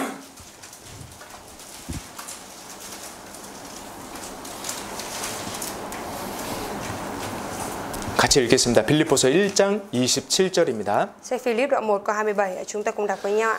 오직 điều cốt yếu 너희는 là anh em 그리스도 phải sống 복음에 xứng đáng với 합당하게 tin lành của Đấng 생활하라. Christ. Để khi 이는 đến thăm 내가 anh em với 너희를 nước vắng mặt, 가보나 tôi đều 떠나 nghe rằng 있으나 anh em 너희가 vẫn vững 일심으로 đồng 서서 tâm trí, 한 đồng lòng 뜻으로 cùng chiến đấu 복음의 vì đức 신앙을 tin của 위하여 tin lành. 협력하는 것과 여기서 너희라고 하는 사람들은 구원받은 사람들입니다. Anh em ở đây là những người đã nhận được sự cứu rỗi ạ. 그 그리스도 복음을 깨달았다면 그 그리스도 복음에 합당하게 생활하라. Nếu như mà đã nhận biết ra tin lành của Đấng Christ rồi thì phải sống xứng đáng với tin lành đó. 복음에 합당한 생활이 무엇입니까? Cái đời sống xứng đáng với tin lành là đời sống như thế nào ạ? 일심으로 한 마음으로 한 뜻으로 복음의 신앙을 위해 협력하는 거예요. Đó là cái việc mà chúng ta đứng vững, đồng tâm trí, đồng lòng, hiệp lực cùng với nhau vì tin lành ạ. 복음 전하는 일에 협력하는 거예요. 수고하는 거예요. Tức là hiệp lực lại và vất vả vì việc truyền ra tin lành ạ. 내일부터 이 하나님과 복음에 대해서 전해지는 성경 강연회가 있습니다. Ngày mai thì sẽ bắt đầu diễn ra hội thảo Kinh Thánh, là cái dịp để chúng ta có thể cùng nhau hiệp lực và chịu vất vả để truyền giải cho những linh hồn ạ. 지옥 갈 영혼이 구원을 받고 천국 갈 수 있는 그 변화가 되는 그 전도 집회가 내일부터 있습니다. Từ ngày mai là sẽ có hội thảo kinh thánh á, làm cái cơ hội để cho những linh hồn đi xuống địa ngục có thể được cứu rỗi. 네, 그 일에 우리 함께 참여하는 거예요. Và chúng ta phải cùng nhau tham gia vào công việc đó ạ. 같이 기도하고요, Cùng cầu nguyện ạ, 같이 참석하고요, cùng tham gia, 같이 봉사하고요. cùng phục vụ ạ. 새로운 분들이 오셨을 때 같이 반갑게 인사해드리고요. Và nếu như mà những người mới mà đến á, thì vui vẻ chào đón, chào hỏi người ta. 그런 모습을 보실 때 하나님이 가장 기뻐하십니다. Và khi mà Chúa nhìn vào cái hình ảnh đó của chúng ta thì Ngài sẽ cảm thấy vui lòng nhất ạ. 네, 그래서 그런 정말 주님이 기뻐하시는 전도 집회가 되었으면 Nên 좋겠습니다. thầy hy vọng rằng hội thảo kinh thánh lần này sẽ trở thành một hội thảo làm đẹp lòng Chúa. 네, 그러니까 꼭 전도할 분들이 없더라도 꼭 오셔야 돼요. 꼭 말씀 Dù là 들으셔야 mình 돼요. không có người mới để dẫn dắt đến cho nữa thì cá nhân mình, chính bản thân mình cũng nhất định hãy đến nhé. 네, 십자가의 사랑으로 마음이 뜨거워질 수 있는 좋은 기회입니다. Bởi vì hội thảo sẽ là một cái cơ hội tốt để cho tấm lòng của mình sẽ được làm mới, làm nóng lại nhờ thập tự giá. 기도하고 마치겠습니다. Chúng ta cùng cầu nguyện ạ. 은혜로우시고 자비로우신 우리 아버지 하나님 진심으로 감사드립니다. Chúng con thật lòng dâng lời cảm tạ Đức Chúa Trời là Cha của chúng con, là đấng đầy dẫy tình yêu thương và ân điển. 주님의 복음으로 세워지고 또 복음이 전해지는 교회 안에 있을 수 있음에 감사드립니다. Chúa, chúng con dâng lời cảm tạ Chúa vì Ngài đã xây dựng chúng con bằng tin lành của Chúa và cho chúng con được ở trong hội thánh của Chúa để có thể truyền ra tin lành. 저희 마음을 더욱 열어주셔서 내일부터 있을 집회에 제가 더욱 협력하고 수고할 수 있도록 인도하여 주시옵소서. Chúa nguyện xin Chúa Ngài hãy ở cùng với chúng con, mở tấm lòng của chúng con và ban cho chúng con có tấm lòng để chúng con có thể cùng nhau hiệp lực và chịu vất vả hơn nữa vì tin lành của Chúa trong đợt hội thảo lần này. 혹 이 가운데 구원에 확신이 없는 분들이 있다면 Và Chúa, nếu như trong chúng con có ai vẫn chưa chắc chắn về sự cứu rỗi, 이번 집회를 통해서 구원의 그 역사를 경험할 수 있도록 도와주시옵소서. nguyện xin Chúa Ngài giúp đỡ để những ai vẫn chưa chắc chắn về sự cứu rỗi có thể thông qua hội thảo lần này mà trải nghiệm được sự cứu rỗi và nhận biết chắc chắn về tình yêu thương của Ngài. 이번 집회 기간에도 주께서 함께하여 주시고 또 도와주시길 간절히 Chúng 기도드립니다. con khao khát cầu nguyện xin Chúa Ngài hãy ở cùng với chúng con trong đợt hội thảo lần này và giúp đỡ chúng con. 예수님 이름으로 기도드렸습니다. Chúng con thành tâm cầu nguyện nhân danh Đức Chúa Giêsu Christ. 아멘.